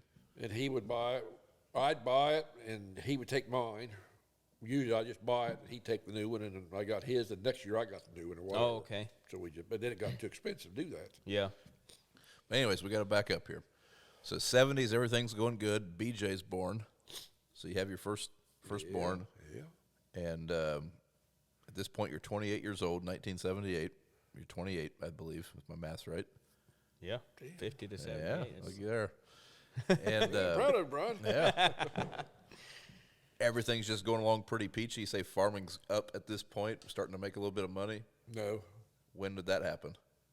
Make any money? Well, you said that you just said you could have bought that farm and paid for it in a couple. Yeah, that there's a couple. I mean, is good that that years. time frame? Yes, with that farm, yeah, we could have. But then the '80s come along, and we lost the farm over there. So when he says we lost it, we got kicked off this farm over here. We that went. he was leasing? Or Yes. Yeah, John Well, not only were we leasing it, though, Uncle John lived on it. lived there. That Oh. was a mistake. And it happened because of the in-law that lived there. They didn't get along and this and that. But anyway, so we went from, I'm going to say probably 800 acres to like 400 acres one Oh, year wow. for a couple of years. Well, didn't you And lose I just bought a combine. The beat over kicked us off because we was fighting it because of landfill. So we lost that. So we was down, I think, like 400 acres maybe. So you lost half your acres in roughly a couple years Oh, span? yeah. That's a We big just- drop. Yeah. Especially if you bought, you said you Yeah, bought a new I combine. just bought a new combine. He was probably And this is sweating. going right into high interest rates. In the high interest rate, but the Oh, combine man. wasn't high. But yeah, then I mean, did the this happen? Operating's the only thing we had was high Did this interest. happen before the 80s? Like, Not during the 80s. I can't remember when it started. was it right in amongst the high interest and everything What? when you got kicked off these farms? I think it started just after that. So do you It think might have been a blessing. that's what I was going to say? I Because mean, we'd have to borrow more money, to put crop out or something. It Yeah. might have been- we that's didn't what I was have a going to lot, say. Your but- operating loan also Yeah, it would wasn't have as been big, knocked in but, half. then got over. We survived it, and So how many years the were? roughest well, go ahead. How many years in the 80s were things tight for people around here? Oh, I mean, I've always heard people talk about the 80s, but I mean, was it the whole decade or was it 5 years? our roughest was 99, Yeah, but we're talking about the 80s but right the now. 80s was rough. Well, how long were the interest rates crazy? It was only up a couple 3 years if I remember right. I So- don't think it was that long. Will you tell the people I can't listening remember. what made the 80s tough? I mean, no one. Politics. A lot of the people listening I weren't think a alive. lot of then. it was politics. Carter. So what happened though? Like what Well, drove the a lot of farms? embargo went, the price of grain went to hell. Okay, so instead of $3 corn, we down at $1, Yeah, I don't know what was $1 something. Yeah, and interest rates also skyrocketed. yeah. And you take cheap, costs, and the inputs weren't. I don't remember what I'd have to go. But I got them books that I kept forever, and I'd have to go back and look at some. of them. Pre-computers, Dad wrote everything in a little I had a pocket little notebook. notebook in my, and that's how. He I, was the farmer. See, with that used to That's be a the way I keep that used to track be a of stuff. notebook. yeah. Now he's got the. well, he's then got a I come to notebook. Palm Pilot. Remember the Palm Pilots? You probably don't remember this. You don't remember don't. that? Okay, No, that was not when sure. was that have been?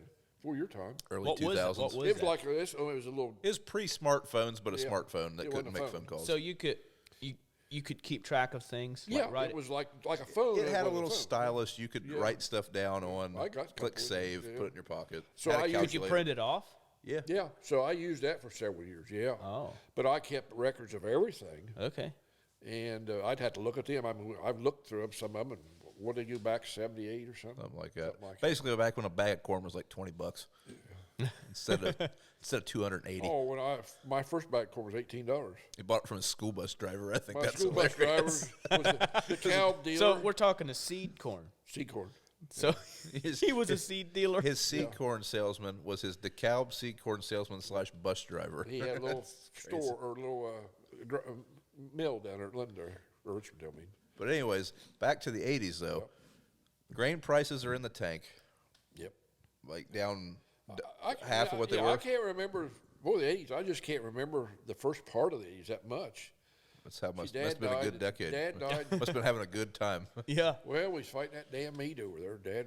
What do you want to talk about that now? Basically, the 80s were putting a lot of farmers out of business because of high interest rates and bad crop prices. That would do it. I mean, 15%, is that right? I don't remember what it got to. I think it's around that. Okay, well, I know. think I it's talked to a around guy that. recently. He did a house loan, A little more than that. and he said his highest was 18. So for those of you that don't know, a lot of farmers, us included, use operating lines. And basically that operating line is how we have enough money to pay all of our inputs early or pay for this until Buy crop. your fertilizer, your seed. There's Yeah. a lot of upfront costs that you have to put in. Yeah. Right? I Okay. mean, basically, to not have that operating line, you need 2 years worth of income on hand Right. to get rid of That's it. hard to do. Yeah. Yeah.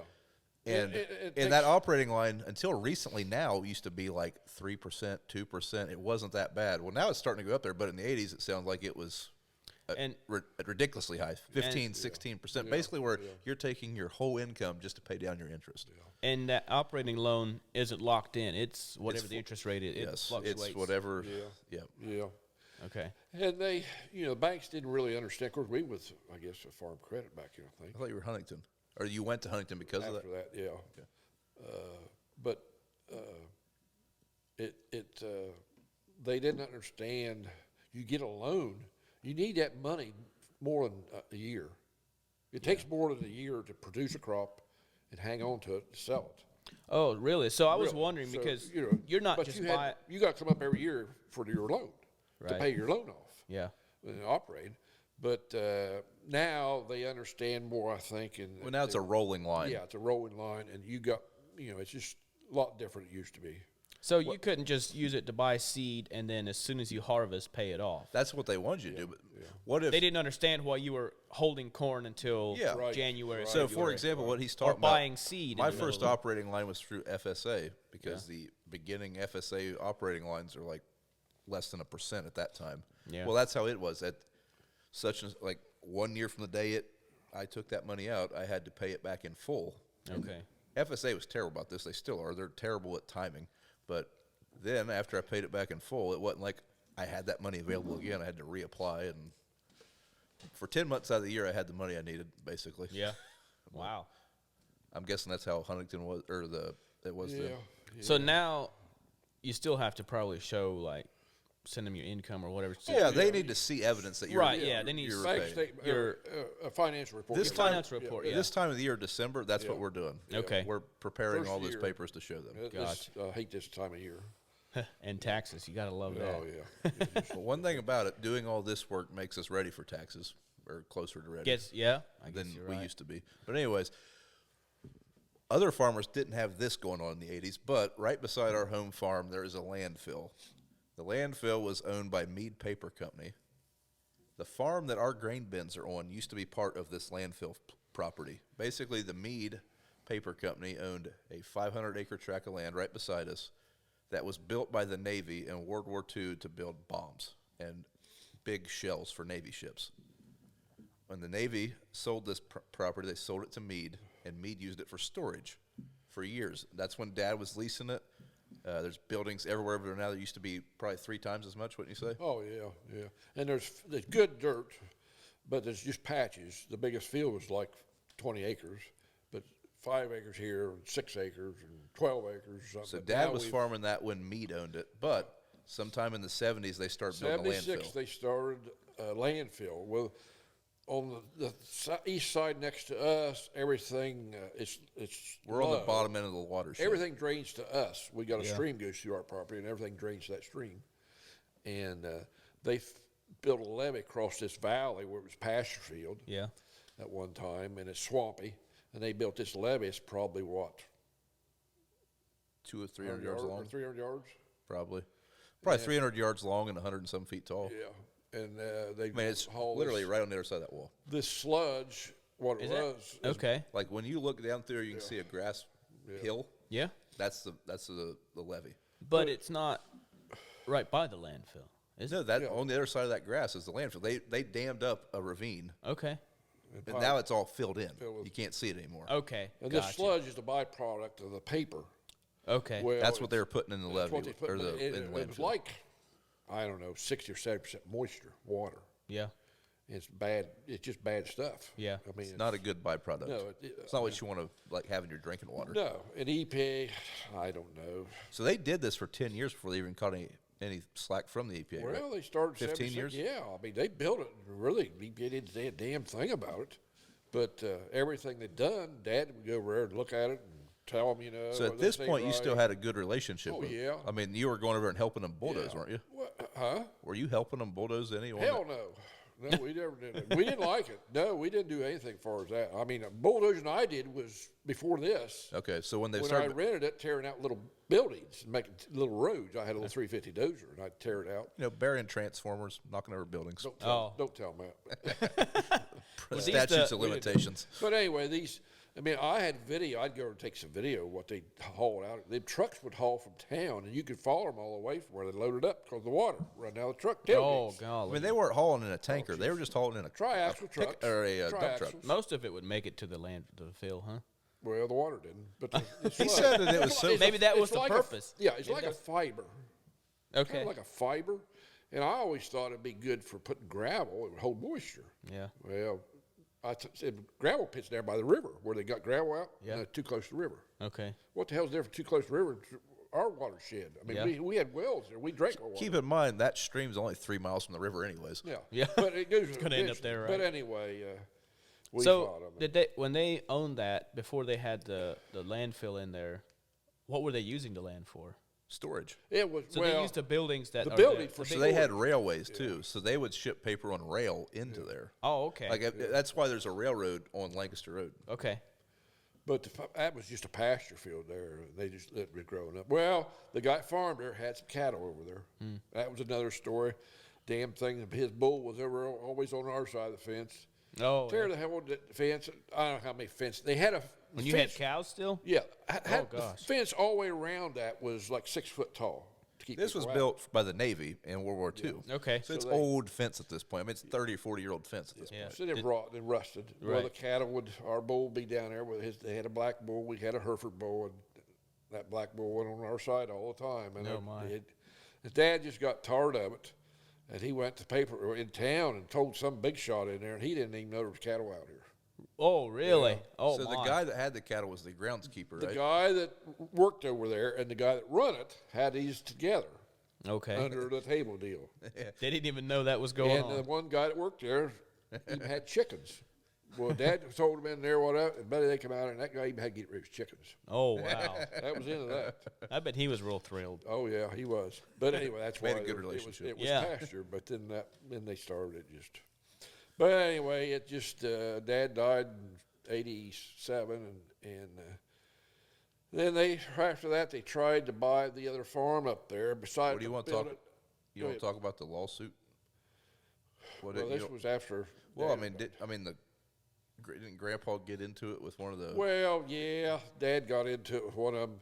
They had what they called black liquor, and that was another byproduct, and they would burn it, inject it in the furnaces or whatever the hell they did in there. Yeah.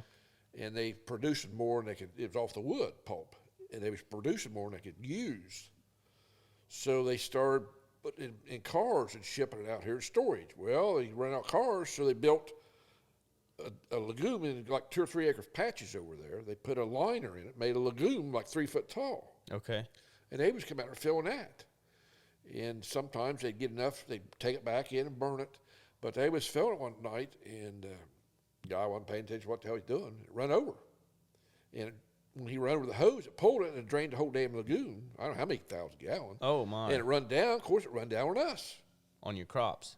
No, Well, pasture field. Pasture, but still. Pasture field with cows. Dad went over, and they was over trying to keep it down there in the field, trying to keep it from running down the creek. You know. Oh, Dad, they got into it. How do you stop water running or liquid running down the hill? Dad got into it. And Dad swung that one guy. Oh, yeah. So Grandpa would have been in his 70s at this point. Yeah, and they filed suit. Yeah. And Dad had to go to court. We was starting to put ammonia on that year in March. So this is in '87, right? Yeah, and he was pulling ammonia wagons. And this was on a Sunday. Everybody was here on Sunday. Mom had dinner. And by good Monday morning, Mom come down on my birthday and said, something wrong with Dad, and he passed away, asleep. Really? He had to go to court Monday. Oh, And wow. I think the stress, what I always Really? said, yeah. Heart attack? Yeah. Man. Yeah. But anyway, then it went on, and then they tried to buy the neighbors for a new landfill. So basically, right across from the school was going to be a landfill. Yeah. Oh. But when we was trying to fight it, everybody was just pissed at us. Oh, bad as hell. You're trying to put us out of work. Look, it employed like 3,700 people. Oh, the media. You're going to take our jobs if they shut down. They threatened to shut down, you see, if they couldn't haul this out there. When it was the landfill right here, no one's seen it, so Yeah. it was out of sight, out of mind. When the landfill was going to be along Route 50, Then people started fighting. Yeah. And people No kidding. started fighting and got stopped. Yeah. So they put some wells down on us, and their levee was too close to the property line, within 10 feet, and they needed more property. I don't even think it was 10 feet, was it? It was Yeah, probably closer. but anyway, they put wells. We agreed to let them put some wells down there, test to monitor the water. For EPA wanted them to put them down there, so Yeah. we agreed to it. Well, they didn't take care of them. And we had to farm around them. Every year for 3 or 4 years, they got bigger and bigger. The water started coming top the ground. We could get this. And we had a lawyer, and I was goddamn mad. And the lawyer, I said, I'm gonna pull the damn things up, throw them over the fence. Yeah. Pull them up. I pulled them babies up, threw them over the goddamn fence, and before I got up here at the house, I had a phone call. Really? Oh shit! You can't do that. I said, by God, I did, didn't I? And we're gonna sue you. Was this in the 90s? Yeah. So we're gonna take it to court.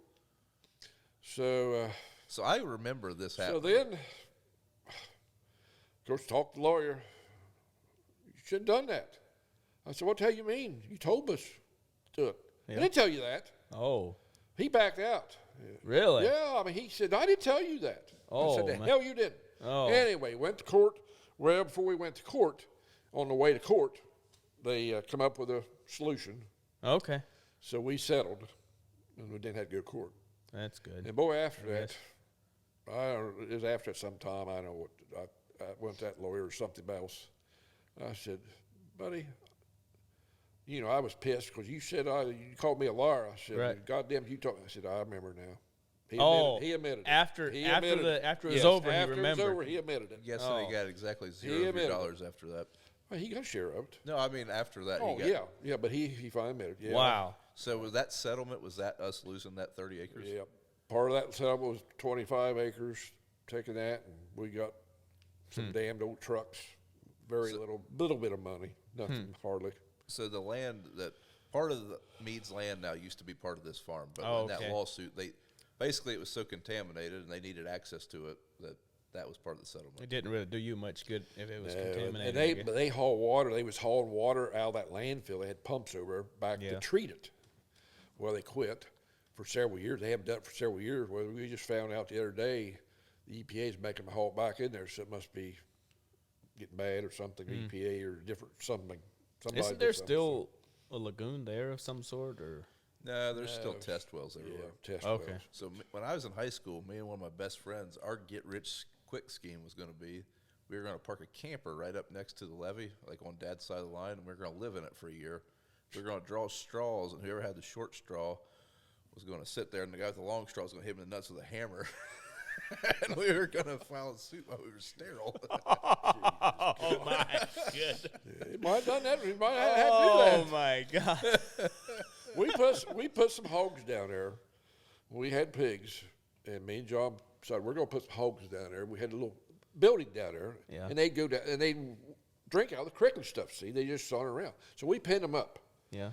And that was the year I think it was 99, maybe it was. We didn't have pigs in 99. Okay, it was just before that then. I don't remember pigs. Okay, it must have been 95 or 6 or 7. Anyway, it was dry. We didn't talk about what year you came into the picture. 90. We'll go back after we get done with the meat stuff. Okay. But anyway, so we decided to put pigs down there. So we probably had, close to 100 pigs. So we fed them out in the barn up here in the wintertime. So we kept half of them up here and fed them. And we took the other half down there and pinned them up in this lot. They get in the building, and they could get in the creek to drink. Oh. So that's how they always got the water. And this is with the landfill there now. Yeah. So this was, so that's what we did. Well, it was dry, and them damn pigs just didn't grow. Yeah. They wouldn't grow. And we cut sweet corn. After we got sweet corn out of the garden, it was green. Take it down there, they just run over you to get to it. Getting that green out. They wouldn't drink that water. I finally started watching them down there. They wouldn't drink that water. And them hogs never did get big enough to go to market. Really? When we sold them, it was, 9 months or 10 months or whatever it was. They were just, they weren't over 150 pounds. Water wasn't no good. That water wasn't no good. Huh. That's what I've always said. That water, because we'd lost a pony and we'd lost a couple cows. Yeah. Drinking that water. I know it was. But something in that water they didn't like, they wouldn't drink it. Yeah. But the EPA wouldn't do nothing for us. If a pig don't drink it, it's pretty bad. It's something. Actually, I take that back. My dad always said pigs are some of the cleanest animals as far as eating. Oh, no, they eat shit. I know, but follow the cattle around. When we feed cattle, they eat the corn out of it. Jeez, just the corn, just that corn, Bob. They just eat the corn. Yeah, okay. They wash it off. Yeah, they wash it off a little bit. They tend to poop in one corner though. That's kind of nice. Well, okay, maybe that's what it was. I knew there's something he said about it's one of the cleanest animals on the farm. That was his story. Yeah. Well, they have a bathroom. What other animal has a bathroom in one corner and they don't eat there? Yeah. They might get in the mud hole and roll around, but I just know that pig shit never leaves your shoes. It does stink. We feed cattle out there. Them goddamn hogs follow them cattle around and sue them calves shit. Boy, they eat that corn out of there. God. Talk about recycling. Think about that. There you go. Yes, folks. Yes, it was. Yeah. We recycled way before they do now. Yeah. Yeah. Probably get a carbon credit now. Yeah. Pig is the green animal, isn't it? Yeah. It farts. Yeah. Oh. Well, as much as a cow farts, though. Burps. Cow burps. No, it's farts that are probably really bad, though, because you know what it's eating. Yeah. So back to the 80s, though. This is all going on in the mid-80s and stuff. What's the farm doing? Or at that point, where are you guys at in acres, you think? Oh, God, I don't know. I have to look what we'd farmed up the creek. And we was farming a little bit more because we bought the 88. They come out with a Challenger track tractor, and your Uncle John Lockwood, my brother-in-law, sold for Holt Rafakis, and we bought a tractor off of him. That was the second tractor in the state. So that was a 65 C? 65. Or is it a C? Is that what they call it? I don't know if it was or not. But So it was a Was that one of Challenger those, 65. no, this was a 2-track. Basically, Really? Like a dozer. very similar to a bulldozer. That was a nice tractor. Them tractors was compact. It was heavy, compact. Had a good transmission, a 10-speed, a nice cab. A 10-speed. 10-speed, power shift. Okay. Nice cab, but didn't have any power. Oh. It was, You think the tracks were using the power? well, it was heavy. It was only 275 horse, I think, what it was. And we just need something bigger for what we was trying to pull with it. So were you trying to pull a big cultivator? We or- bought a Landau, maybe a Landau, do-all they call it. Had disc in front, field cultivator shanks in the middle, and rolling baskets in the back, and a her, 30 foot. It was heavy, and it just gutted that tractor. It just wouldn't pull it. I mean, it just really pulled it hard. But it was broke down every damn day. Something wrong with it every day, but Real nice tractor, It was though. never where we couldn't use it practically. I mean, and Right. call them, and they were right here to fix it. Yeah. They come with a new one. We had a prototype they brought. It was just beat all. It was a prototype. I mean, it just beat all. to hell. Somebody else had tried it out. I mean, they before. tried. Yeah, that's what they did, and it was just. Oh, it looked junky. Yeah. It was like 50 horse or 75 more horse, and it was. It had the ponies, but God, we priced a John Deere 8960, which is a Cummins articulated, 400 horse, Man, and that baby had the ponies. you ain't kidding. And we bought it because it's $50,000 cheaper. And I remember John, he did all the tillage work with it before I planted. Down there at Caldwell, we'd rent Caldwell's down in River Bottom, and he tore that son of a bitch all to hell. The Didn't tractor? know it was about- The tractor? No, that duo. Oh. Didn't know it was. Didn't I even mean, know it was there. it just go. And it, Yeah. it would drag up with sand. The basket would load up with sand. That sand, Oh. and how he dusted, he couldn't see it. It'd pull that tractor. He It wouldn't just have, go. he wouldn't have had any other influences making him not realize it, would he? That was one thing that was a little bit different about Dad and John. Oh, John liked the beer, but I don't know. But it tore it some. It's all hell, and that was that would have been 94. I remember seeing that tractor. I remember it was always hooked to the air seeder. Well, then we got an air seeder. And we went to no-till. Well, that was 95. We started doing that, so the air seeder never come until 96, I think. So let's back up when you Okay. mid-'80s. What combines were you running? Back then There's we a good had John story in there Well, somewhere. then we had a oh hell, the combines. I don't know. We went from my F. We bought a. So it was the F was after the E. I bought the F after golf school, and John started 72 or so. Bought the K, new K. These are all gleaners. That was a little one. You missed the H-I-J. Yeah, the K. Then I bought.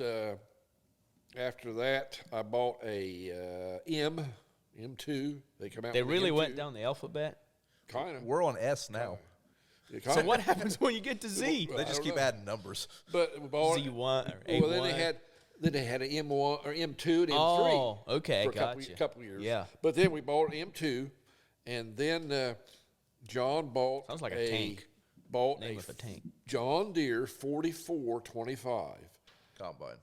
That 44, was 25. like about the size of a little smaller than the M. It was a European combine. They made it for Europeans. I mean, it had the funky stickers, and it was all European. They used it in Europe, but they Okay. brought it over here. John Deere did, and Okay. started selling them. And it was a hell of a did a good job. Yeah. Well, it combined clover Was seed this the only John Deere combine you guys had at this at point? that time, but the damn thing wore out in no time. No. But Tell a story we about it. was over at Kellenberg. We'd rented Kellenbergers. That was so that would have So was been. Kallenberger's your No, first let me river back farm? up there. Hell, that was later on when we bought the John Deere. So he had the K, and I bought L2, then the M, and I bought. He still had the K, evidently. He bought an M2. He bought an M2 when I bought in '80. I bought the R5 or N5 rotary gleaner. They had a new one out. Then he bought an used M2 or M3 right after that. I think. So in the 80s is when he had that John Deere? Yeah. Well, no, because we was farming Caldwell or Kellenberg's. When did you pick it up? We never got it until like 90 or so. We got it in Kellenberg same time, or Caldwell same time. So he bought it, and that's about the first about 90, and I still had the in 5, I believe, or I might have just bought the John Deere. The 9500s came out. Yeah, I might have bought I bought a 95 in 91. I bought a year-old 95. So that John Deere that John had to have been in the late 80s. It had to have been. Were you custom farming over there? It might have been late 80s. Maybe I don't know. Anyway, we was down at Calmer's, and you go up out of the bottoms. You go up, you go across the old railroad bed. It's narrow. It's still narrow. And the head on that was like 13 feet. Well, he could get up through there. So I'd went on up. We always took him up on top. And so I'd went on up. And I don't know if I took the head off of mine or whatever the hell. Maybe I left mine down, whatever. So I went on up, and or I wasn't up there yet. Maybe that was it. I guess that was it. Because all of a sudden, I didn't see lights. And what the hell? And he combined the bin because trucks were all full. So he combined the bin. Didn't see goddamn lights. What the hell? So I went up there, and Jesus Christ, there wasn't no lights on, or maybe one couple. He got up there, went across the railroad, and he had to turn just a little bit, a little crook in it, and he didn't turn, and that son of a bitch upset. Oh. On his side, and he just went down over the bank, about a 10, 15-foot drop, right on the side, and had her on it too, and it just missed a tree stump that was about 6, 8 foot tall. Oh, man. I'd say it was 18 inches around. That would have done some damage. It just missed the cab by 6 inches. Wow. Just hit in front of it, or he went through the cab. Yeah. It would been bad. Wow. Oh, Jesus. Tore up the head on it? Well, next morning, daylight, we went over, looked at it, got Gillum come out of the wrecker, pulled over, and didn't hurt the goddamn head at all. Wow. You couldn't do that now with one. No, it was too big. It was on 13 Head might foot. keep it from rolling over the hill. But anyway, it messed up the clean grain elevator and the radiator and the return elevator. So I went ahead and combined. By God, that evening he had that son of a bitch pounded out. No way. Had it going. Yes, sir. Now, yes, sir. how many of these did he have? Well, he had Was there more Bud Light caps? There was a few. The chickens were busy that day. We could have a whole episode on Yeah. John's stories. So I've heard of Dad walking out of his house one morning, and there was an electric line Oh, shit. or a telephone line or something in the driveway in front of his house, and he traced it all the way back to the tractor where John had pulled it home. Yeah, damn, it was a little bit too low. Oh, man. He hooked it with a disc or poles. something. He tore more poles down. One night he come home and what in the hell, goddamn, well, his brother-in-law was a deputy sheriff. Which he called helps. him. Oh. Yeah, he called him and said, what in the hell did you do? Well, what's wrong? And next morning, and he come home and the damn disc was down a little bit.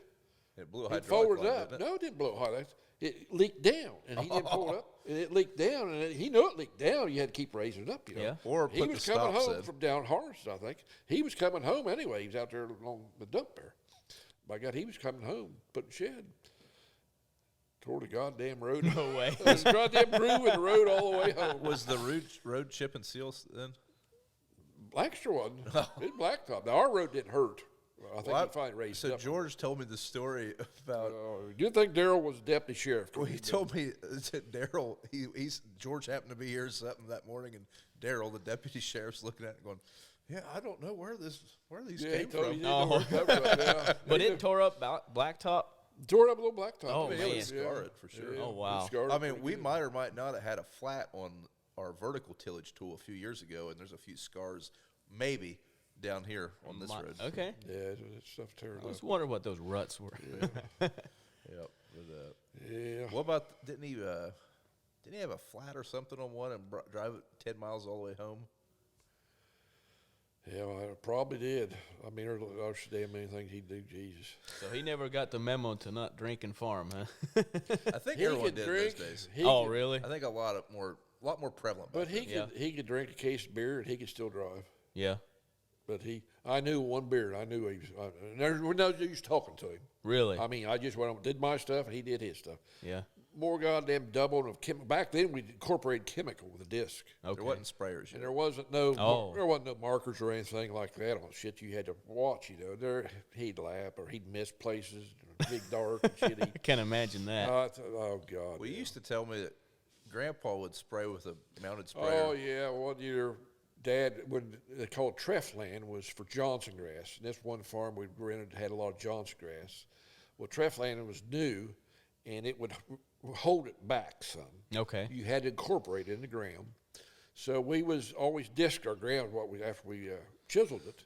So and Dad, we disc it once, smooth it up, and Dad would run the sprayer, pull type sprayer with like a 30-foot boom, and he did the spraying. So he would go ahead of us, and we would run behind him and incorporate it with disc. And with harvest time, I'd see any damn streaks in the field, 30 foot, there wouldn't be nothing. Yeah. For like 5 foot wide, 30 foot long, or 5 foot long, deep and 30 foot wide. 5 foot. Okay. Yeah. Gotcha. I thought, what the hell is that? All around the damn field. Yeah. Just here and there, 7 or 8 of them. That one field was like 100 acres. Yeah. Couldn't figure it out. And one day, he was, I don't know, climbing leaf spraying or doing something. Well, he was stopped and rolled a cigarette. Oh. And he shut the damn booms off, or he just shut it off. It was dripping. It just kept saturated. spraying. Oh man. So every time he rolled a cigarette, See how many Dad always cigarettes rolled he his took on that cigarettes. field. Yeah, he always rolled his cigarettes. So, how did you this must have been before you put crops in, or after you took them off? You incorporate the chemical Beforehand. before. Yeah, you Okay. disc the field smooth up so you can plant it. Gotcha. Yeah. So there was no spraying it after the plant. Well, then This is pre-Roundup. This is Right. Yeah, we sprayed after too. I mean, afterwards also when the crop got up. We Didn't you sprayed start- with did you different wick it? stuff. But there was nothing to kill Johnson grass. Roundup wasn't out yet. Yeah. And there wasn't Roundup bean stuff like that. Did you wick it on then at that point, or was Well, that you later? could. That was slow. That was like poured. Oh shit, that was slow going. Is that dragging the wick A saturated? wick is. I made one out of PVC and ropes. Yep. Cotton ropes. And it had a mount on the front of it, 3010 over at Jones's. I remember going through that bottom over. Because Johnson grass that grows was- fast. It's oh, tall. yeah. Well, Johnson Yeah. grass, you can kill one strand of it and it ain't alive. I mean, it's growing under the ground, just multiple got strands rhizomes. popping. We got trouble with that over at Yeah. over by us. Yeah, and it's hard. But before Roundup, it was sodium chlorate, which is like salt. and Okay. it would just kill the ground, Okay. and it would over at the It was a powder, over right? here at the depot. I'd go every night and try to put some, because there was always a lot of Johnson, and spray some around in the fields. That's probably why nothing grows on that fence line still. Exactly. It was some good stuff. Yeah. I mean, that's That's about what they 40 years sprayed. ago. They sprayed their fence with something else. I don't know what they sprayed, but There's a right Still in front don't of our grow. place. There's that fence used to go all the way through there, and still today nothing will grow where that fence was. yeah. So that Be ground's nice if I could find some of that for my driveway. Yeah, yeah. I know what it was, but probably there's jug stuff of it around there you get. But yeah, So I don't even know where we were now. We kind of jumped around a little bit, but going into the 90s, okay. I'm born. And voila, Yeah, here's Brian Brown. yeah, okay, let's back up here now. Okay, Dad. Well, we don't need passed to get to that point away- now. I mean- Dad passed away at 87. Well, not 89, or not. Or we still lived in a mobile home. Well, decided to build a house in 88. Well, we looked, and Brenda wanted a log house. So we went around and looked at log houses, Yeah. see what we wanted. And we went to Rockford, Illinois to look at one, and that's the one we wanted, she wanted. So in 88 started, dug the basement. This was a kit home, right? That's a kit. Greatwood was the name of the company, log house, $45,000 for the kit. Okay. That was everything. It's 30, well, with the basement, it's 3,200 square feet, so it's a big house. Golly. So 2-story, and that was windows and petitions for. But not electric. No. So No all the drywall. logs, the roof. All the logs, the roofing, the windows, and the studs for the center- interior walls, doors. So all the doors and windows. Yeah, I forget how many damn doors. But anyway, so I had to buy all the hardware, electric, and all that stuff. Plumbing. Oh, yeah. Plumbing. You tell it me. adds up. Yeah. You know. So we started building that, and I worked. That's when we'd lost, or we didn't have one farming as many acres, and it was late that year. Harvest going to be late, and I got just before the fair, or after we or the hay got the hay made. I dug the basement, and the neighbor up here, block layer, he laid the basement up. I helped him, and just before the fair, me and another neighbor, Jack Miller, helped me, got the subfloor on. And then after the fair, of course, I worked on it until like harvest wasn't until like middle of October that year. Okay. This is in 89 or Yeah, 88? yeah, we didn't farm here, but anyway, John helped me some, and I had a guy help me Tex Kobe helped me every day, but John helped me some, and buddies would help, We about had to have help with the logs, I'm guessing. Oh, yeah, your grandpa helped. Everybody helped some. And so we got it up, and then the next year I was working on it. So you got the shell up the first year, and then spent a year doing the inside work? Yeah, the next year. Oh, wow. Got it under roof in the wintertime. Got the windows. Got it dried in. Yeah. Yeah. Okay. So then worked on all summer and stuff, and I started to had 3 bedrooms upstairs, a master and another fairly big one, and a small one. Well, the small one was going to make an open loft because it was vaulted ceilings. Yeah. To look down in the living room. So I started on that, and Brendan went to Doc, come home and said, "Guess what?" I said, "What?" We'll have a little one. What? Well, I guess we're going to no open loft. Oh man. So to we had close to make that one up. Close it in. Oh. I just started on it. Yeah. Yeah, so Perfect timing. Yeah. I guess so. So here come Brian. Surprise, surprise. Yeah. So at this point, Dad's 40 and Mom's 37, so they weren't exactly. Oh, I didn't realize that. Yeah. I'm 40 years younger than Dad. So, Wow. Yep. so I the first year I was born, we were still in the trailer, weren't we? Yeah. So I think you moved in '91. Is that right? I think so. Right. I said, well, we're going to plant, and when it was wet or something, and it started moving a little bit. You know how it is. And we got in here for planting. Yeah. Yeah. I mean, we got where we could stay there. Right, And yeah. Boy, I mean, it's just At least you didn't have far to go. I guess. Yeah. Not a lot of stuff. I thought Yeah. that trailer had a lot of junk. You ain't a kidding. But I bet if you moved now, you'd oh be my shocked. God, it'd take 10 trailers. Jesus God, there's Only 10, huh? more than that probably. How My big? How God. big a trailers are we Be a talking? big trailer. Oh Yeah. my God, Brenda's got more stuff. Anyway, I enjoyed doing it, but boy, I'd never do it again. Well, I bet you was glad when it was done. Well, Well, then once you moved some in, did of you it have ain't to quite done yet, maybe. Okay. I She was gonna always said that. When are you going to finish it? Well, there are always different things that like decorating. That's the one that always got me. Is like now we got to hang stuff on the walls. Now we got to. Oh, she did. She took care of that. Okay. Well, the good thing about a log cabin, you don't have to worry about finding a stud. Well, just slap a nail ours in. does the second floor is not a log structure Okay. to hold it. It's Siding. 2 by Just 8 the- or 2 by 12s. But Okay. I mean, or 2 by 10s probably. Yeah. And the floor up and knotty pine on the bottom. So Yeah. Pine. So it had false logs to put up under the kitchen and in the all underneath there. And I started putting them up. But I don't want them. I said, you'll want them. We're gonna put them up. I don't want them. Well, I put them up. Oh, It wasn't 2 weeks. She had these that's the one the pots and pans were hanging all the from? baskets. I hanging remember on. that. Yeah. All the baskets hanging on. Yeah. I can remember helping Dad put a Yeah. ceiling in the hallway. I don't know, probably in 2010. Yeah. Lived in it for 30 years. Oh man. Yeah. Wow. Log and burger baskets hanging everywhere. I don't know what to do with them now. I get rid Yeah. of them or something. They're worth nothing probably. Might but- be collectibles. Well, a lot of them are, Oh really? but they're not anymore. I don't think. Oh. Somebody said they ain't worth nothing. Yeah. But I got my first one. She kept it. Mom gave it to her when I was a baby. Yeah. My Easter basket, Wow. and I get her eggs in it, Yeah. and it's hanging up there. Can't get rid of that one. Nope. Yep. Can't get rid of it, I guess. But anyway. So in the 90s, a few years ago, we discovered some old home videos from Dad farming that he had taken with a big video camera on VHS tape him and Mom had taken. And I believe it was around 91 or 2 that Dad demoed his first John Deere combine. Yeah. And then that was, what, a 9500 or 9400? Yeah.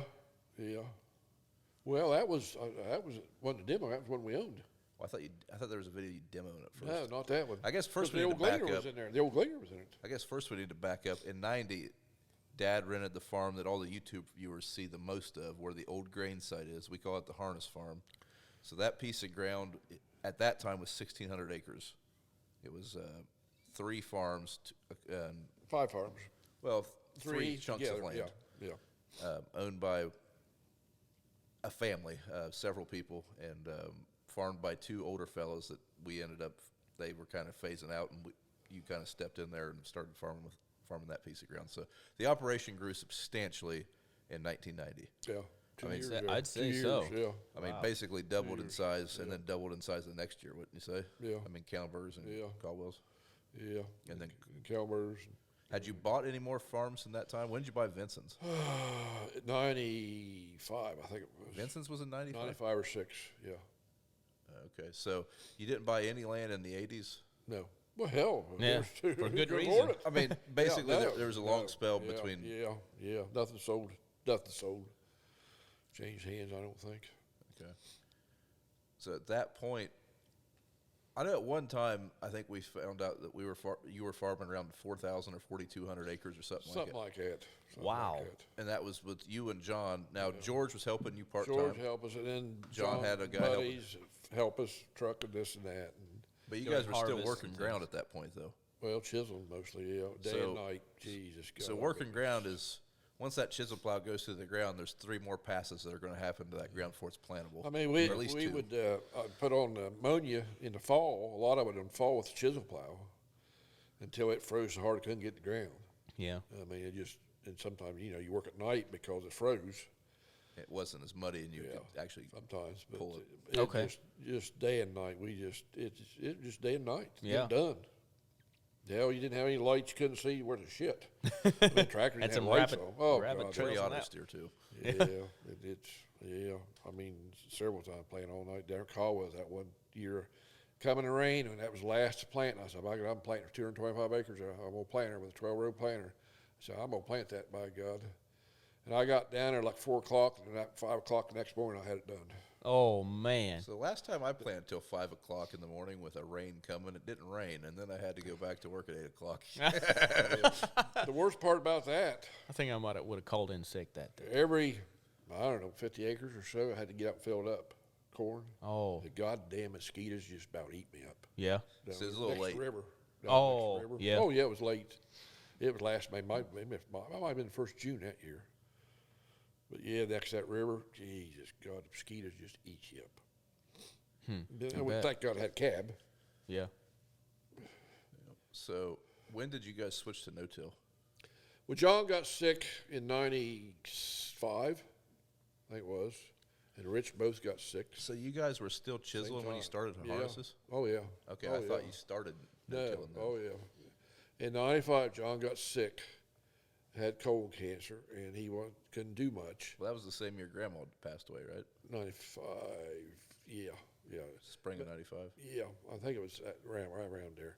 But anyway, and Rich went first. Yeah. Then You Mom- died the year before. Yeah. But John, Rich and John both found out the same year they both had colon cancer. Oh my. John, he was in Florida.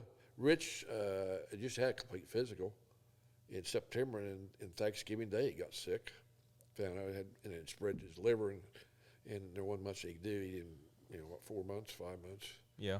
And John's, they got his in time. When he come back from Florida, he always went to Florida, him and Judy, for 3 months or weeks. And they got in time, and he didn't. They got his in time, but then he had some.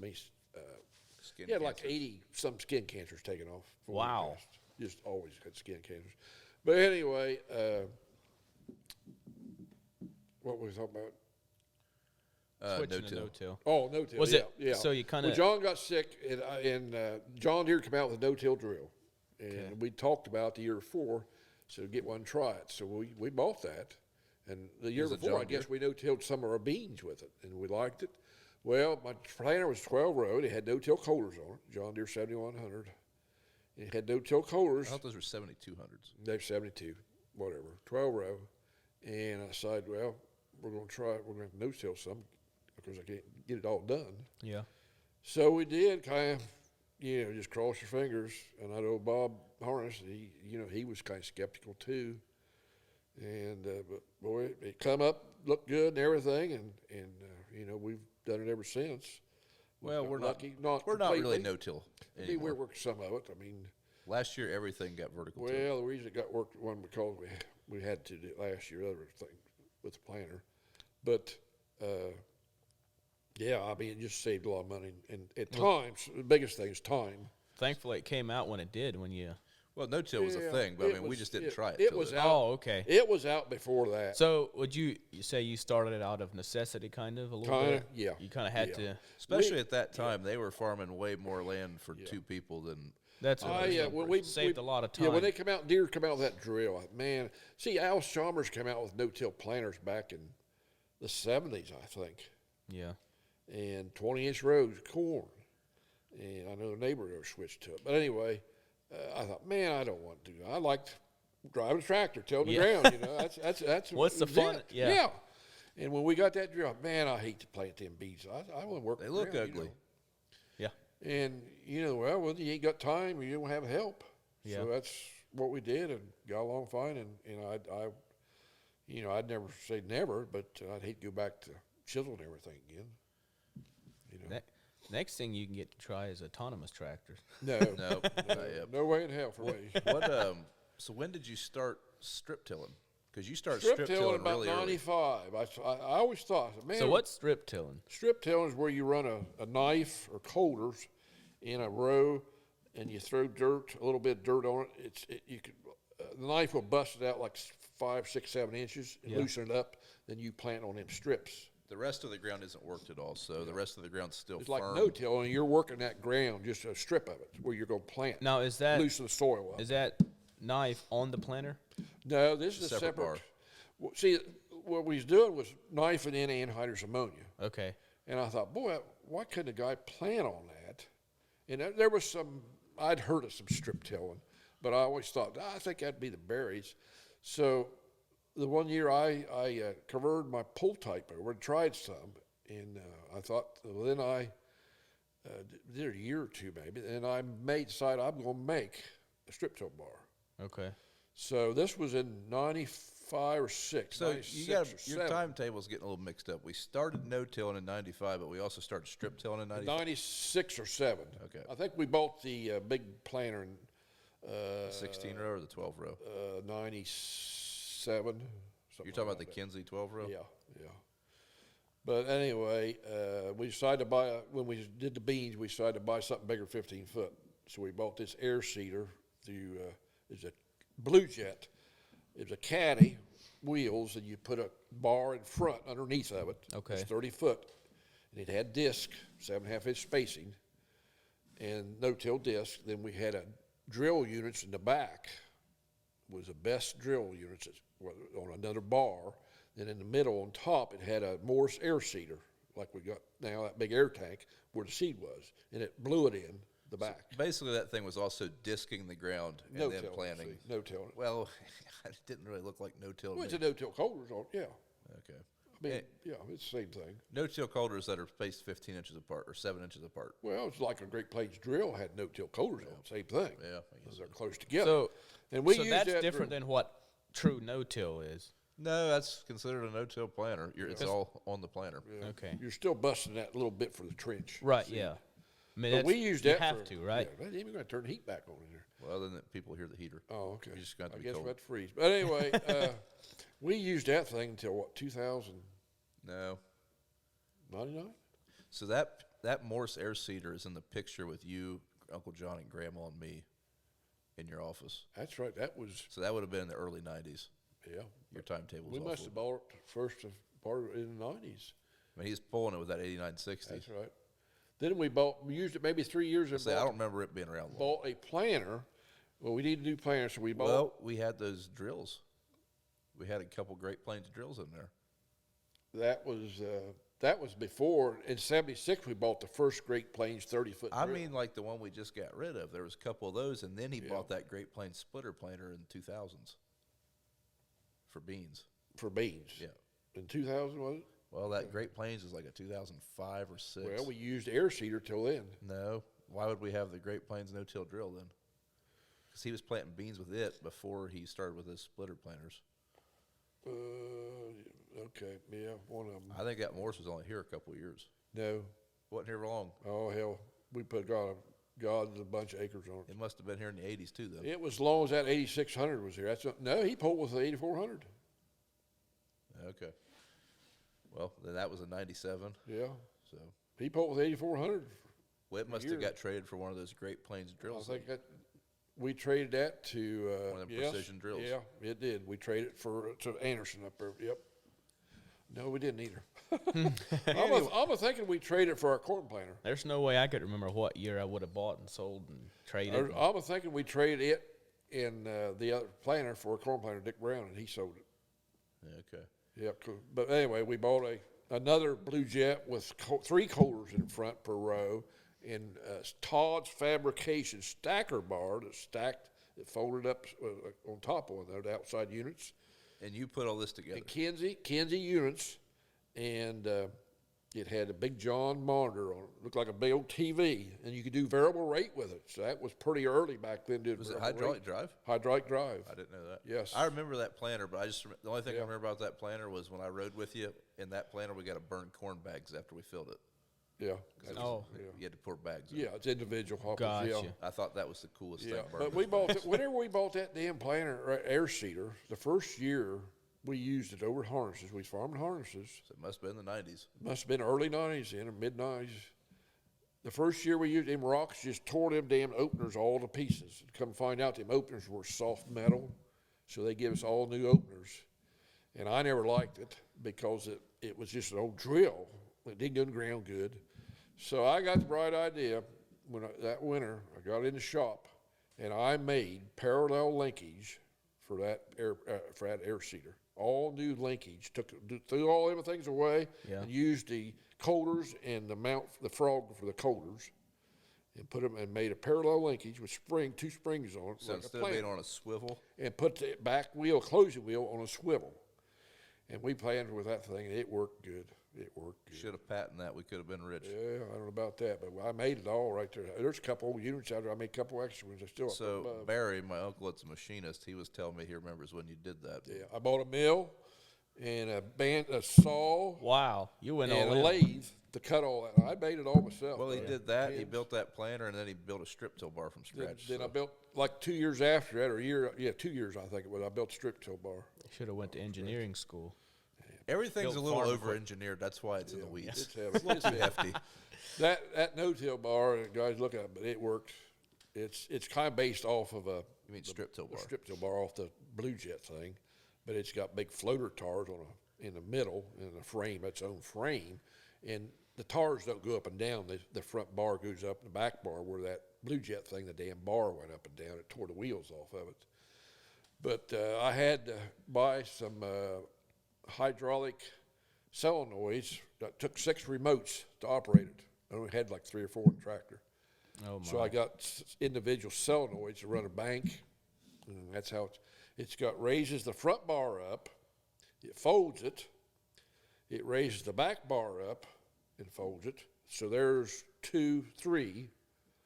Then it folds the markers up. Each marker folds up, another 4. Then it shuts the anhydrous off. So there's 5.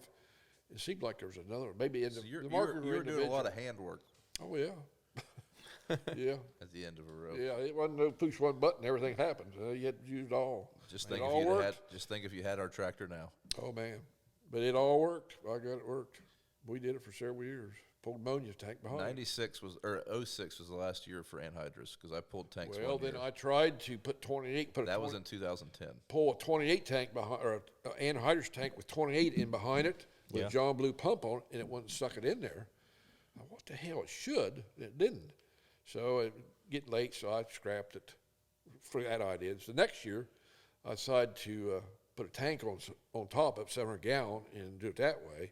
Well, the years getting later, it seemed like. Well, it was just me and you at that point Yeah, too. and we're running out of time. Everybody's planting corn, and here we were trying to strip till, so quit. Yeah. But then I found out I put the old wagon back to like it was, the valves back on hose on. Come find out the goddamn where I was sucking out of the bottom of the tank, them gaskets from the valves on top, old ones that got down in there and plugged the damn hole up. That's why it wouldn't suck that was all it was? That's why I wouldn't suck that 28 out. So back to when you started the strip tilling, it wasn't prevalent in this area yet at all. Nobody did it around How here. did you find out about it? What, like now, if I want to, Oh, I just like now I can get on magazines. an internet forum and talk Yeah, to people that are doing magazines. it. This is Right. Successful Farm Journal. I just loved them magazines.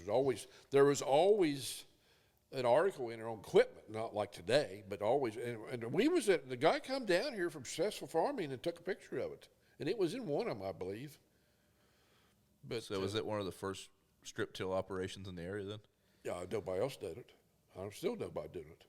But, it's a lot more popular now. I mean, Well, not right around here to me it, but I know one year I did 2,500 acres of some custom work, and that was year putting on ammonia, and that was year it was dry, if it's 99 or what.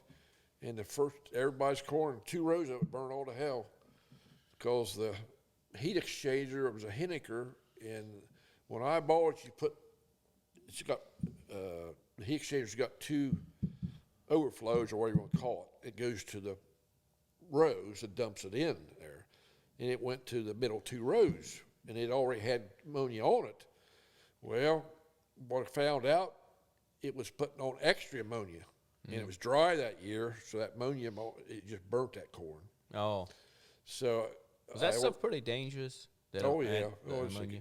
it's You ever seen a dollar bill dipped in anhydrous? No. I got one somewhere. It'll Okay. shrink it in half or less. Really? Yeah. No way. People think they're It'll fake. freeze you. I mean, it'll freeze you. Well, I Freeze was. burns you. You can't burn. Oh, okay. Here's a dollar bill that's been dipped in anhydrous. No. Oh my gosh! So You for got to those be. of you that aren't He's a- watching it, God, the government be on him now. That's inch and a half Pat by Drake four, did this for 4.5 me. inches, maybe. Yeah, I mean this dollar bill is maybe a quarter the size of a normal one. Hope Uncle Joe don't come see that. That This is a crazy. 2006 dollar bill. Wow, that is I unbelievable. think we got to shrink all of them, then we can fit more. It's in one. ammonia. Ammonia, you know how ammonia. You think it's? food Hey, you is. think it's still worth $1? Can you use it still? I don't know. The bank would laugh at you if you bring that up. for midgets? Hey, Yeah. do it with 100 and see what happens. It's too bad it doesn't work the other way. We can throw 100 in and get 1,000 out. Yeah. That's with corn, not with dollars. Oh. But I guess too much of it would hurt the crop then. Yeah. You can burn it. You had to have That's the- what happened. Okay, Yeah, he just- got too It was much. too close to the top. And you need Dry. water. It was dry. It didn't get diluted with water. Wasn't Okay. enough moisture. I remember It was in watching. the spring I of the remember year when it was put it our on. neighbor had that tank he was pulling Uh-huh, behind when he was planting. I was remember hearing. Oh yeah. I think you could see when it went in the ground a little puff. Yeah, a little So puff. he probably wasn't puff- planning. He's probably just putting on anhydrous. Yeah. maybe, probably. I mean, the bars look very similar. Yeah. Okay. Yeah. And sometimes they're side dressed. I knew there was a tractor, a something, and a tank. Yeah, he's probably just putting in anhydrous. Okay. So anhydrous, pound for pound, is the cheapest form of nitrogen. It's like we use 28, which is not the cheapest form of nitrogen. It's actually one of the most expensive forms, but it's the safest and easiest to handle. Yeah. You said they quit in like 06. Does nobody do anhydrous anymore? no. Plenty there's of people still, do, yeah. but the You gotta have local a- Cargill, at that time it was ADM or it might have just been Co-Alliance at that point. Yeah. They had a tank in town. So we don't have an on-farm storage tank for anhydrous. Okay. They had a tank. You could go in there, drop off your pulled tank that was being pulled by a tractor. Someone would take it under the pickup, and you'd pick up a full one, take it back to the tractor. Oh. So when they took that tank out, we either had to buy a tank for our farm and leave it here, like a big 10,000-gallon tank. Is that what they are? Yeah. Oh no, it's 30,000 gallon. We either had to do that or quit. So we forewent it. At that point, people were always stealing tanks for meth. Oh yeah. I mean, even now, if we leave an anhydrous tank along the road, we'll find some kind of apparatus where some meth head tried to duct tape a garden hose to it to get anhydrous. No way. Yeah, up at John's where he lived right along the road, and the tank was 50 feet from his bedroom, and they tried to steal some out one night. So they put it in a container? Oh, they're so it's stupid. I mean, just a 5-gallon bucket. Bucket. That sounds dangerous as Yeah, all get out. yeah, then hauled back to see the car. And they can use that to make meth, huh? Yeah, I guess. I don't know what the concoction for meth is, but Wonder what the recipe is on that. Not like I'm. you should watch Breaking Bad. You might figure it out. I don't know. Okay. Yep. But so going into the 2000s at this point, what all is changing on the farm? So we'd bought a couple farms in there in the late 90s, Vincent's and Korst. Yep. I don't remember. We really weren't growing anymore at this point, were we? Kind of stayed the same. Yeah, I don't Probably think so. farming around 4,000 acres. What you had up at the creek, Not you quite had- that much. Yeah, not right at that. Maybe. Yeah, maybe. Had the Y up the creek, Yeah, Calvers or yeah. Caldwell's. Yeah. But that's about the same. Everything's equipment-wise. John Deere at this point. Like when I grew Yeah, up, everything was everything John we had Deere. was John Deere. Really? Yeah. I didn't know that. I mean, I Oh, thought- these all John Deere. I thought yeah. if you didn't have a John Deere tractor, you were. Oh yeah. Yeah. Me and my buddies, Paul. There's several farms like Me that. and I buddies at school, he had John Deere National. We all the time. Oh, man, he had the worst, yeah, though. Yeah. Oh, I All would have kinds never of dreamed stories. we'd ever have a case tractor. Cause same deal. Growing up, it's like, oh, those things are junk. Yeah. Never But even drove one. then things started increased prices. Well, one of Dad's best friends at this point in time owned a John Deere dealership, and his last name was Brown. might have been we were not related to him, but I think that's why we were all John Deere for this 20-year stretch of his farming Well, career. we were John Deere before we started dealing. We never dealt with Dick until Yeah, we 90. weren't all John Deere yet. Yeah, we were. We had the cat tractor, but yeah. But we was with Dick, started buying John Deere, and he come down and So this was Brown Implement for anyone listening. This was in Asheville, Ohio. and he sold out in to 2005, London, 2004, 3 or 4. and retired. And he started coming down. He liked Clarence over there. Took a liking. And he come down, and he started. He come down for a couple 3 years. Started helped us drive grain cart, and we'd go some NASCAR races. He liked them, and we took him and Karen, his wife, to Michigan. We had a motorhome. Said, "Come on, go with us." We stayed in a motorhome, and we went. And boy, they had a good time. And next day, he went out and bought a motorhome. Oh, That had to be late 90s because he had a different motorhome before the Monaco. Well, Remember the yeah, because I bought ours in 02, And the and he had Monaco's- a 99 or 90 or a 2000. Yeah. 2000. So that was what it was. Well, our first motorhome was 97. Yeah, the Southwind. Then you had Then 98. 99, we bought a Mountain Air. Then in 2000, we bought that damn diesel pusher. All them pieces is junk. All you do is work on the goddamn things. I mean, it's I love. Well, you got. I love ours. You got. I A would good, you not- got one of the good old ones. I good wouldn't ones. go back. I wouldn't go back to a camper. I mean, I've never had any real issues with mine. Oh, Yeah. that damn. Oh God. I think you're just cursed. Maybe so. But, You've had some pieces of junk in your oh name, Bob. Jesus God, yeah. But anyway, How many pieces of equipment have you owned? You ever counted up? oh God, Could you think you could tractors, combines I couldn't remember. I've often wondered how many miles total he's driven. Like on if you a count on a farm? anything with a steering wheel, anything with an engine. I mean, Oh, dozers you're don't have talking steering- road miles too. Yeah, Be everything. a lot. But now the last, I don't know, golly, 10 years or so, I don't drive much tractor much. Oh, The only really? time I drive tractor is plant the corn. Yeah. I mean, the boys do, the Well, Like you strip just till. drive the sprayer a lot. the sprayer and the combines and everything. Really, I just got thinking, I don't drive tractor much anymore. And used to be, that's what you lived in. But things Yeah. has changed because we never sprayed like that. Well, you don't use But now tractor. all you do is spray. Yeah, you don't mean- use tractor near as much. No, we don't Well, put we that do, many. but I mean, Yeah. Each one of us have a different job. Right. I mean, BJ's puts probably 150 hours on a tractor strip tilling. He probably runs the tractor as much as any of us. Yeah, Because he's in grain the grain cart too. Okay. And he probably runs tractor more than anything. I mean, is what we do. But, yeah, it's just, it ain't like it used to be. I mean, you don't put the hours on stuff like we used to. Yeah. I mean, 300 hours a year on a tractor is pretty. Yeah. Probably put more on the sprayer. Really?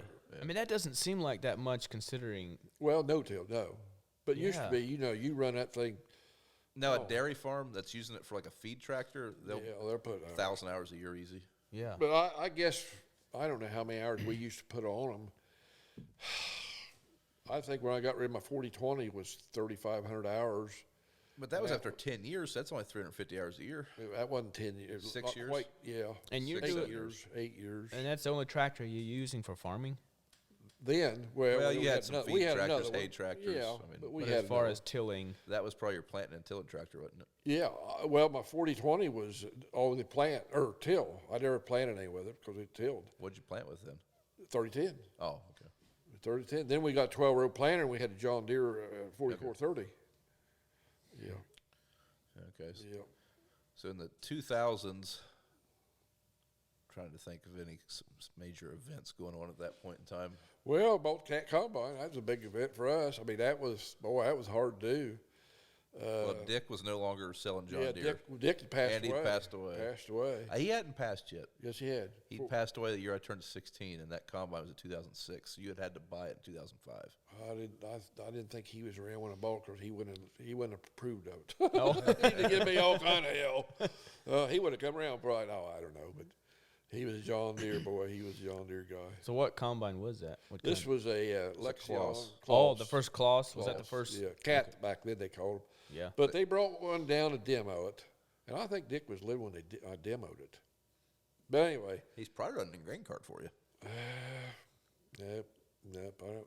Anyway, he brought one down to demo, and It was a small one, and boy, I liked it. It was nice. I thought, but man, changing brands like that, there's none of them around. You don't know how the resale value ain't gonna be worth a shit, Right. and how's it gonna do? Parts, this. It's a big gamble, and hell, a neighbor tried it. He ended up buying it, and they give me a good price. I thought. And Dick wasn't a dealer anymore, and I didn't care the people that bought him out. We didn't like that. But anyway, so we bought the Lexion, and had it ever since. And then we went for a tractor. Well, this was in 2000. That was a 2008 tractor.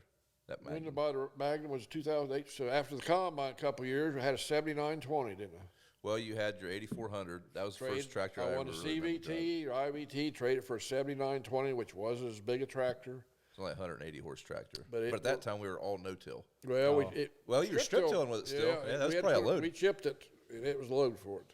But then That was a lightweight tractor, too. yeah, like and a smaller then, machine all around. I priced a year-old deer with 8330, if I remember right. anyway, had 200 some hours on it. Was I don't know, several $1,000s more than a new Magnum. I want to say it was like 30 or 40 grand I was difference. thinking it was every bit of that, and we bought the Magnum, and I liked it. It was a good tractor. It was kind of like these all kind of like they more then. Is the Magnum a Claus? Case. Case Case. IH. Oh, That's okay. the first red one. Oh. Well, no, take that back. I wasn't the first red You one. had a 7120, didn't you? John bought a 7120 when they first came out with them, and that would have been 80s. yeah, because BJ was planted with it. Yeah.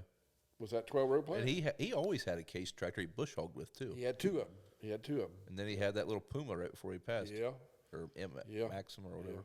but So he had an B- 8400. So did BJ help with the farm before he started? Little bit, not much. Okay. I did get him. He was, how old was he? He was probably 12. 12, 13. Yeah, something like that. I got him in the plant. Well, you that were at tractor. Caldwell's on Yeah, Vigo, yeah, so it'd have been after 90. Yeah, it was 87, 88. It wouldn't have been after 90. I thought you 90, 90. I thought you didn't yeah, farm that till 88, 89. I think is when we got that. Okay. But anyway, I got him planting corn. He planted corn, and I got out. And he planted that one in the field. Got video of it. Oh, okay. Yeah. all for the gram. Yeah. Yeah. He did a little bit. Then he got out of school. videogram. He got out of school, and he wanted to go to DeVry, be a computer. Okay. So he went to DeVry at Columbus, and he decided to go straight through summer, and that was a mistake. Oh. He got burnt out. Oh, really? He got robbed once, and that day, man, and he just got ready to quit. I remember he came back with a hole in his window. Yeah. Oh, like Yeah. car got broke into. Yeah. And then he went in town and worked a little. He had a few jobs in town. And we tried to rent another big farm, and we didn't get it rented. Or he was going to farm with us. Oh, he went to ADM. Well, it was for summer help one year. Yeah, there. But then we didn't get that farm. Then he went to a vending machine and worked there with a vending company for a few years. And then, I don't know what else. Then he started selling motors. Well, I mower guess shop. back in the early 2000s, that's a big event I forgot. You started selling Dixie Chopper zero-turn lawnmowers just out of the farm shop. Yeah. So the building we're sitting in used to be a building where we sold lawnmowers. But this one was not here yet. So you started selling them first, and then BJ. Yeah, I got went to the involved? farm show down in Louisville. Yeah. Which I always never missed the Louisville show, and they was zero turn starting to become popular. I So remember Dad- first hearing about those Dixie choppers. And they I were see this supposed to be the Dixie bee's chopper. knees. Yeah, they had all this stuff. Dad wanted one. World's but fastest lawnmower, I think. is Yeah. what they He call it. wanted one, but he didn't want to pay for it. Yeah, so he just shoot, thought he'd hell, sell them. Oh. Well, I couldn't afford it. Back then, it was hard to come up. You didn't have any extra money. Yeah. I mean, I'll tell you, it was rough. You didn't have any. I didn't know where my next a lot of dollars was coming from, and I did that. I'll tell you, it's a funny story. Well, it ain't funny, but I got them, and somebody would, I'd sell one, and I don't know what time of year I got that. Spring, I guess. Sold a couple, and hell, I was a little short of money for putting the crop or something, So I would use that money. They paid me for a while. Oh. So you're supposed to sit right in, Well, you had a while, a few Yeah. months or something. I forget what it was now. So hell, I'd use it. And then then we might sell some corn. I'd use for a little while. See. So if Dixie Choppers so listening, they you helped was the us farm operating a little loan while, for a yeah. little They've bit. went bankrupt a few times. Oh. Because of us. Yeah, but then and then I never thought about that. 3 or That's 4 kind of a years. funny. So at that time, corn was cheap. I mean, Oh, corn was like sub $2. or around $2. Makes it rough, I guess. Oh shit! Yep. It was, And he just bought a motorhome. That probably didn't help any. yeah, that was one of the biggest mistakes buying that damn thing. That damn Dick talked me into it. Was I that the- blame him. Was that the pusher? Yeah. Them things ain't cheap. Oh, $243,000. Oh my gosh. That was sticker on it. I didn't pay that, but it. I was gonna say them things cost more than a house. So you're saying you couldn't afford a $5,000 lawnmower, but you bought a diesel. You could have bought 50 mowers. We had a hell of a lot more fun in it though. Yeah. Going racing, but we go to a lot of NASCAR races. We went to several NASCAR races. Dick. I got the royal treatment twice. Yeah, you went to Kentucky with it. Yeah, that's right. Man, you went down. I yes, did. I'll yes. never forget Kentucky. Yeah, we went down. That'd have been 15. I still had that brown truck, 14 or 15. Yeah, 15 I think. Yeah, we had RV spots on the backstretch, Kentucky Speedway. And boy, we thought we shouldn't and tall cotton. You was. Yeah, I buddy. remember pulling up there and climbing in the RV, and you Yeah. could sit in the driver's seat, yeah. big old Watch windshield it. on those, Yeah. see the whole track from your RV. That was living now. Yeah. And then we get out and sit on the grass bank, all kinds of room, no crowded bleachers. I just could not believe Oh, that. it was that nice. that was neat. But you know, every good thing comes to an end sometimes. Yeah, well, they closed that place. closed Well, her up now. NASCAR don't race there no more. But it got so expensive too. Well, NASCAR didn't race for the majority of the time. He had tickets. Yeah, Oh, they did. really? Yeah, they did. No, I'm not. They Not actually, Cup. yeah, they Not did. Cup, They but- only come back for like 5 years or Yeah. so, and then they quit. Not Cup never did race there for a while. But They when had- they started out, they had every month they had IndyCar. weekends they had race. Oh, really? They Well, had we had tickets for 4. And yeah. I thought you had season like you could go We to had any race. season for every four big there's events. 4 events. Oh, 4. Okay, Weekends. gotcha. So it was 20 like trucks, IRL, and then there'd be like 2 ARCA weekends. Okay. So the ARCA weekends were kind of. And IRL, it took several years, but boy, when they come, Jesus Christ, them cars flew. Oh, you around ain't a there. kidding. My God. Me being a kid, I'm like, they don't wreck. And then when they'd wreck, I'm like, ooh, there's pieces. Yeah, there's pieces everywhere. But Yeah, I remember that first year down there, it rained. Yeah. And it rained. They didn't have And parking it lots rained. yet. They didn't have gravel anywhere. Jeez. yeah, but thank God you weren't in the bleachers or in the. Well, yeah. Had to And walk. we was, a lot of us stuck. I mean, we was on a good spot. I just where we remember sat. like they were in like crisis management mode because it was so screwed up. Really? They opened up the gate to where we were camping, and you could refund your ticket if you didn't go into the stands. So half of that track watched the race from the backstretch. But I remember they broke gravel and put it down around for us, get Yeah. in and out. Yeah. And the parking lots were just muddy in hell. There's people pulling up on their out, you know, it was terrible. Yeah.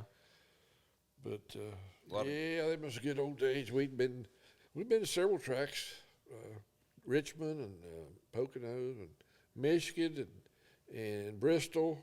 That was the first race we went to was Bristol. Brian was just a baby. I wasn't a baby. I just didn't. I mean, I was probably 5. You remember? I don't- I remember the Well, trip, let me but I think. don't. Well, it'd Like been I 90 stayed with my aunt and uncle like in Renthrow Valley, and they went Yeah, across the mountain to the So race. it was 95 probably. Probably. A pull type camper we had, and he stayed with. I think George went too, didn't he? No, just me and BJ and your I mom. know BJ went. Well, you can't get to Bristol from Renthrow Valley Okay. except you go up Big Mountain. Yeah. And Jesus Christ, 20-mile trip, 2 hours. They something were like that. well. I don't know how far it was now, but they was construction on it. Yeah. It took us a good while to get there. We got there. Then you got in race traffic probably. Well, it wasn't bad. We got in, and man, I mean, this first race, and Brenda got. Oh, she said. I remember she was excited. She said, "I got tickets, front row seat tickets." I said, "We get them out of the Scene magazine." Oh, we got that. yeah, I You remember. She that? said, I heard. Scene? I mean, I hear Do they stories. still of- have it? paper, No, newspaper. no. But anyway, yeah, I have seen. But anyway, oh, she was all excited. Front row. Oh, okay. Well, Drake's had been going to them, and they said, "We'll give you the scanner." What year would this have been? Do you remember? 97. 95, 96. 97. Nah, 95, 96. You didn't have a Yeah, 95, So 96. she was the one that 96. wanted to go. Oh yeah, she Really? was all for it too. She yeah. watched it. Yeah, Probably. she'd watch it. Oh, wow. She just wasn't. Mom yeah. would get into NASCAR. Really? Yeah, Like, she I just- mean, she into got it. into it. Yeah. Earnhart. She liked it. Earnhardt. But anyway, Old so man we- Earnhardt. Yeah. So okay, we'll go. But it took us a while to get there. We got there. We got down there. You know, all these goddamn seats up in there, and we're sitting on a slab of concrete. 3 rows of Oh, slab man. of concrete. And when I seen that, I thought, boy, we're in trouble. Bristol is the one place I probably wouldn't This want. was before it was rebuilt. They didn't know anything. Right? Yeah. This was before it was redone. It's not like you could. Before it was Oh, okay. Well, remodeled. I don't know what it. Oh, Jesus. So I know the Drakes give us their headsets. Radio. So you want that? So you listen to Yeah. them. Yeah. Okay, so we took him, Man, we got Completely down green. there. We got down there and put them on, and boy, they started up, and Jesus Christ. The noise. It was just deafening. Yes. And all we could see was their heads when they went around in front of us. Yeah. And I'm telling you, and that goddamn Rusty Wallace was leading the race. He was sponsored by Meat He Paper. was sponsored by me, which I didn't like. Oh. Well, This is right at the end of that. 50 miles, about 50 miles from the end, they had a goddamn red flag.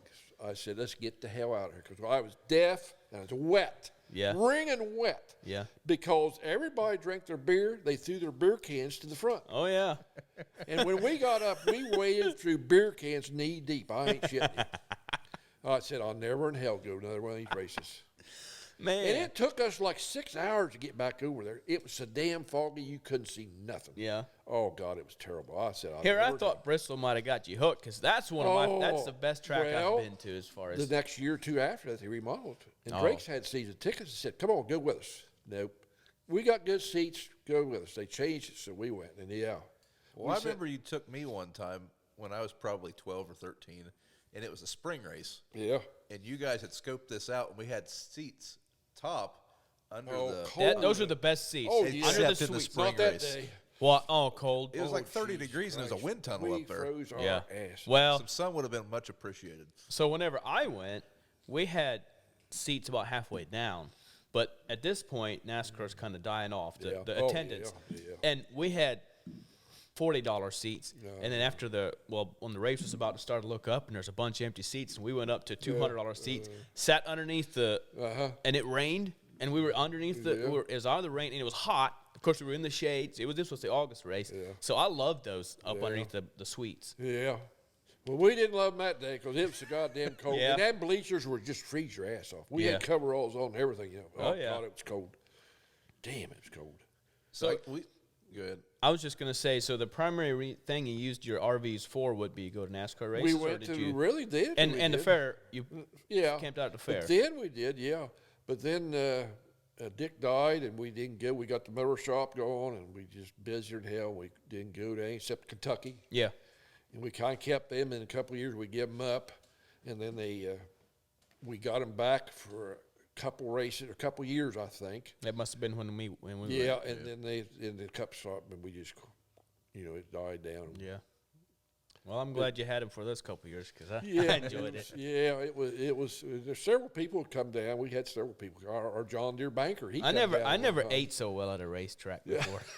Peach Brett- cobbler. oh man, she cooked up we had salad, we had a full course meal, and then we had peach cobbler for We always dessert. cook Man, good. Yeah, we always eat pretty good. that was I'll we never always forget eat that. good camping. but- We completely glossed over your and John's racing careers. Oh yeah, jeez. Them I was- odysseys.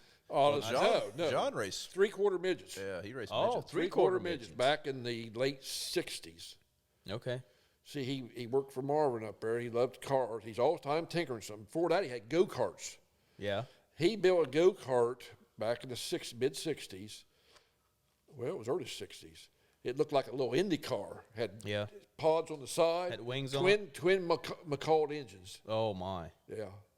And little pods for the fuel tanks like. Yeah. But they were just dummy. It was damn heavy. It wouldn't run with shit. Really? But they had an asphalt track down at Waverly. Yeah. And he'd go down there and race some and some dirt tracks. Well, I just thought it was funny that you tell me stories that it'd be race weekend and Uncle John would want to leave at 3 o'clock and he wouldn't tell Grandpa No, where he's going. that was after the 3/4. He got driving the stock car for Randy Seitz's dad. Well, I thought he drove an car. actual What he sprint drove? car. He drove for Sprint. Randy? His dad. Oh, his dad His had a dad, sprint yeah. car. For Roger, his brother started driving it then. Oh, okay. After that. And John about half season. The damn thing wouldn't run worth it. They come find out they had a bad mag or something. Oh. in it. Then Roger started driving it. He did pretty good. Well, I just thought it was What- funny that Uncle John's in his late 20s, early 30s at this point, and he's happened to sneak off the farm away from Grandpa to go I said, race. we was planting down. Dad hated racing. I mean, he didn't hate racing. He loved it because we went to the Atomic every Saturday night. He took us, but he didn't want us to race. Oh. He didn't want John to race. Well, he probably knew what would end up He happening. just raised hell. But But anyway, probably a lot more death at that point. yeah, Fatality but it wrecks. wasn't safe. But one day we down there planting down at the Morse farm, and he said, "I got to go 4 o'clock." I said, "Go, Jesus Christ, we're planting corn. I got to go." "Where the hell you going?" He finally told me. Oh yeah. I said, "Okay, don't tell Dad." Yeah. And he raced. Dad never found out. But before that, before that I think it was, we had quarter midgets, 3/4 midgets. 3/4 midgets. They raced in Indiana mostly, fairgrounds. Yeah. They still do today. Not very many, but they still. But all them Vogler and Bickle, and you probably don't know them, but they're big time. I mean, the race team. That's where they got started. But they just go out and race track or a fair at their track, or just up the damn infield of the track. Yeah. To race on them. No, all roll bars. All they had. No wing. No wing. They's a midget. Looked like a midget. Okay, what motor was in that? Well, back then it was Crosley's, mostly. Okay. Like the vacuum? A car. No, a car. No, not a car. There was a little Crosley car, if you ever seen them. Just a little car, yeah. But they take the engines. That's what they use. Like a 4-cylinder? Uh-huh. Okay. And, well, John Buddy was in China, or Japan, I think it was, for military. And he was talking about a Honda engine. They'd come out with them. And he could get dual overhead cams. It revved like 15,000 RPM or something. Yeah. And he shipped John one back, and John put it in there. Oh. That's something to run. Yeah. Until it blew up. No, it run, but he never did get going good. He's all the time. Honestly, racing is probably a lot more about traction, getting the car setup than it is power. He has put fuel injections on. He made all this shit. Okay, yeah. He didn't buy nothing. He bought all this. Is this the John that would be working on stuff all the time? Yeah, I just couldn't get it going. Never did win a ride, and we would go every Saturday or through the week. We would go evenings, afternoons, late, and I'd go with him, and we'd go them, and I had lots of fun, But took that damn Studebaker truck I told you about. Yeah. Put that engine in it. We was going down the road 70 over there. Just Wait, you put the engine in the Studebaker? Oh, the one you're talking about. The automatic transmission. Yeah. Buick. Yeah. Or Oldsmobile. Well, we was going down the road, 71 or 70 over there. Got off of 56, got on 70s, going down almost to the line, and goddamn, we come up on an overpass, and the goddamn right front wheel come off. Oh. And we was headed right for the overpass, the guardrail. Yeah. And boy, he just got her slowed down, and just in time, got her stopped. Got out, look, the whole goddamn hub come off. The brake drum come off too. I mean, the wheel come off. Then the brake drum, would pop off. Yeah. And we're looking at it. I said, "What in the hell wrong?" Or I said, "The wheel's watered out." He said, "Them damn washers didn't hold it." He put washers on it instead of lug nuts. He didn't have lug nuts, so he put washers on it. No way. Oh, I said, Jesus Christ. My God, he could have killed us. Oh, God. Oh, so we got it rigged up, and the expression rigged up. And, yeah. He puts a whole nother. And turn around, come home. Oh, didn't even go. Yeah. Hell no. Didn't try to get you any further. Hell no. God, I could have shot him. Oh, Jesus Christ, the washers didn't hold. Washers didn't hold. Man, that's it watered her out, but it was kind of slow going, but we made it over. But that's the way he did. But, yeah. Then we raced them Odysseys in 86, 87, and they got too expensive. A bunch of them around here. That's pretty much racing. It starts out really fun. Yeah, right. And you get people start getting serious, and you start getting more money and more money, and it just. Hell, we had $10,000 in them. Yeah. You just blink an eye. Yeah. In the 80s? Yeah. That's a lot of money. I said, hell, there was an Odyssey? Hell, yes, it is. Yeah. And all you do is work on it. For a glorified go-kart. Goddamn, we made a little track down here. You go down and play with it for a while, and you burn a goddamn piston, get it too leaned out or something, Or. I think I saw the track revived here a couple years ago. Somebody took a razor or something down there. Oh, yeah. I could see. I could see where the old track was. Oh, yeah. We got that little fun. But hell, when John was racing midgets, he would break down here. We'd go down to pasture field. Yeah. Cow shit, Test and tune. So what I made a track down there for him. So do you think Uncle John would have survived if there would have been like a 200 horsepower razor available with I don't know. like a checkbook? He sure had fun. I remember we was down there. Them damn things, them midgets didn't have, like I say, didn't have roll bars, or had a roll bar, but no cage. No, yeah. And where you run is just a fairground, board fence. And we was down in Kentucky, right across the line there, this little fair, and it's a board fence all the way around this little track. Yeah, damn. Well, on the inside, and I don't know what outside what the hell it was now, but anyway, Man, some guy come around and God damn, he hit that board fence and just got his head just down, just barely missed his head. Man. I thought, man, and after that, and John had a full cage, and guys started putting cages on him then. Yeah. But John always had a cage. Too much on him. weight, He was so the he only one that didn't. had it. Well, I mean, that's true. You want to go fast or you want to be safe? Yeah. I mean, That's probably the heavier. what's- That was yeah. his problem. His car was too damn heavy. Yeah. But but he went to Speed Week, Florida, one year. Oh. And they had a little circuit, like Yeah. 5 days. And by God, he won the circuit down there. Oh, That's the really? only race he ever won. Wow. He had That's to go to impressive. Daytona to win. Yeah. That's impressive, Yeah. though, because Yeah. a lot of guys went there probably. Yes, but that little engine, he got her running good. Man, And it must have was liked that great. Florida weather. Yeah, and then they put some restrictions on it. Oh. When he went back out there, they had to de-stroke it or some stuff. They call that the Yeah. John Brown or the, I don't know what they the call rule. it. I don't know what they call it, but Man. So not only were you guys into racing, you also had motorcycles, right? oh, I had a motorcycle when I was a kid, when I was 12 years old. Well, I mean, you guys used to ride, what were the ones you rode in the woods? Oh, them was tri-sports. Oh, we rode motorcycles, yeah, but when we was little, when your Uncle Barry and them, and we had what they call a three-wheeler, called a tri-sport Yeah. with a motorcycle. I or thought you had a motorcycle you lawnmower. rode through the woods. Oh, yeah, I had a dirt bike. Yeah. But I've got my first motorcycle as a Harley Davidson 175. Yeah, don't get excited. It ain't a cool Harley. Well, I was gonna say 175. I'm Just a trying little, to, yeah. little bike. Yeah. And in 2000, or well, this would have been 62, Yeah. 1962. And Tom Crowder got a super, what do they call it? Super Cat Triumph, Yeah. 200 cc.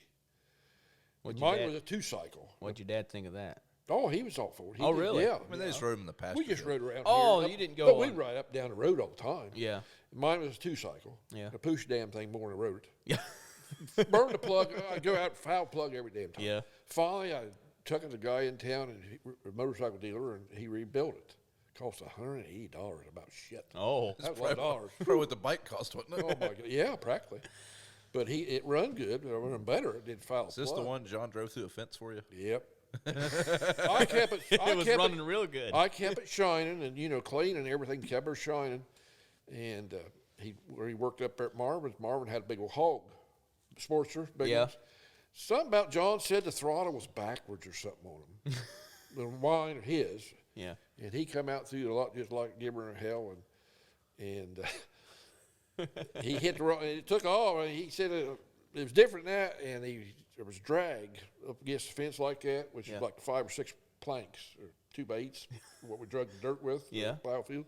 And he ramped that damn thing over the hill. Oh, Christ. Was it the throttle backwards or was it Bit- whiskey throttle? No, it was something in that, but he wasn't drinking then. What? Isn't that what No, they I call mean it? like this. Oh, yeah. When it- Well, he said the throttle was back. No, I mean, he couldn't let go of it because he was That's bouncing. probably it. Or he was pulled back so I far don't he know. couldn't. I don't know, but he put a damn dent in the tank. I could have shot him. Oh man. Because I kept a spigot span. But me and Tom would ride him up and down the road, take the mufflers off of it. Boy, that thing would really run then, too. Yeah, I bet so. Noisier than hell. I Neighbors know would the be real church up proud. there. They had the church up there. We'd ride by there all the time. We had a lot of good times with them. But, Yeah. So it sounds like if I had a razor, I'd probably killed myself back in. yeah. A lot of people do now. Yeah. Some people, some John people probably do. would have. True that. Because he was always fixing something up to raise. Well, when I brought that Razor home, so for the listeners, I have a 1,000 Polaris Razor 4-seater that I bought a year and a half ago.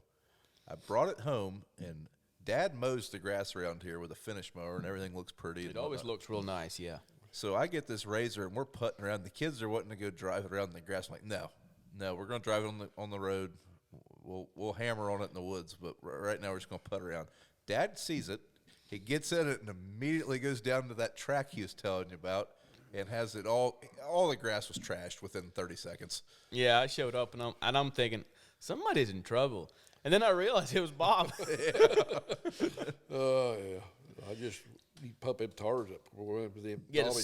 Get sliding pretty good. Well, Need some yeah. slicks. They grip. You might upset a little bit. Yeah. I don't think I want to roll that thing, that cage. It would take one roll. Yeah, that's about it. Oh, it would. Yeah. I I don't want trust to roll me. down a mountain. I You I roll know. yours? I know personally. Oh, okay. No, first Razor I ever drove was somebody else's, and I laid it over. Oh. Yeah, cost He me even nine. told you it would drift real Oh, well. I remember that now. Yeah, Cost- I remember that now. Cost me You said, $900. yeah, I remember that I now. didn't even own it. You didn't get the panels, did you? No, that was a bad experience. Then I went and bought one. Yeah, I'm getting too old for that stuff, I guess. I might get one of this Yeah. year. I think you need an RS1. That's what I think. That is what you need. You know, those have, I think, One seat. dynamic shocks, don't they? It'd be hard to roll one because it adjusts that on the fly. You can have some fun in that. Well, the Yeah, center of gravity about 5,000 or about, Yeah. about 40,000. And let me probably, know when yeah. you get it. I've always wanted to drive one. Of those. Yeah. I think me and Brian both would like to Yeah, take I'm it for gonna a spin. pass. I don't think I'm gonna pass. I'll take my Camaro back here. Oh man, you could have had a real nice RS1 for what you paid for the Camaro, but Oh, well. I think about ordering a new one. One of them little new one. It's the mid-engine.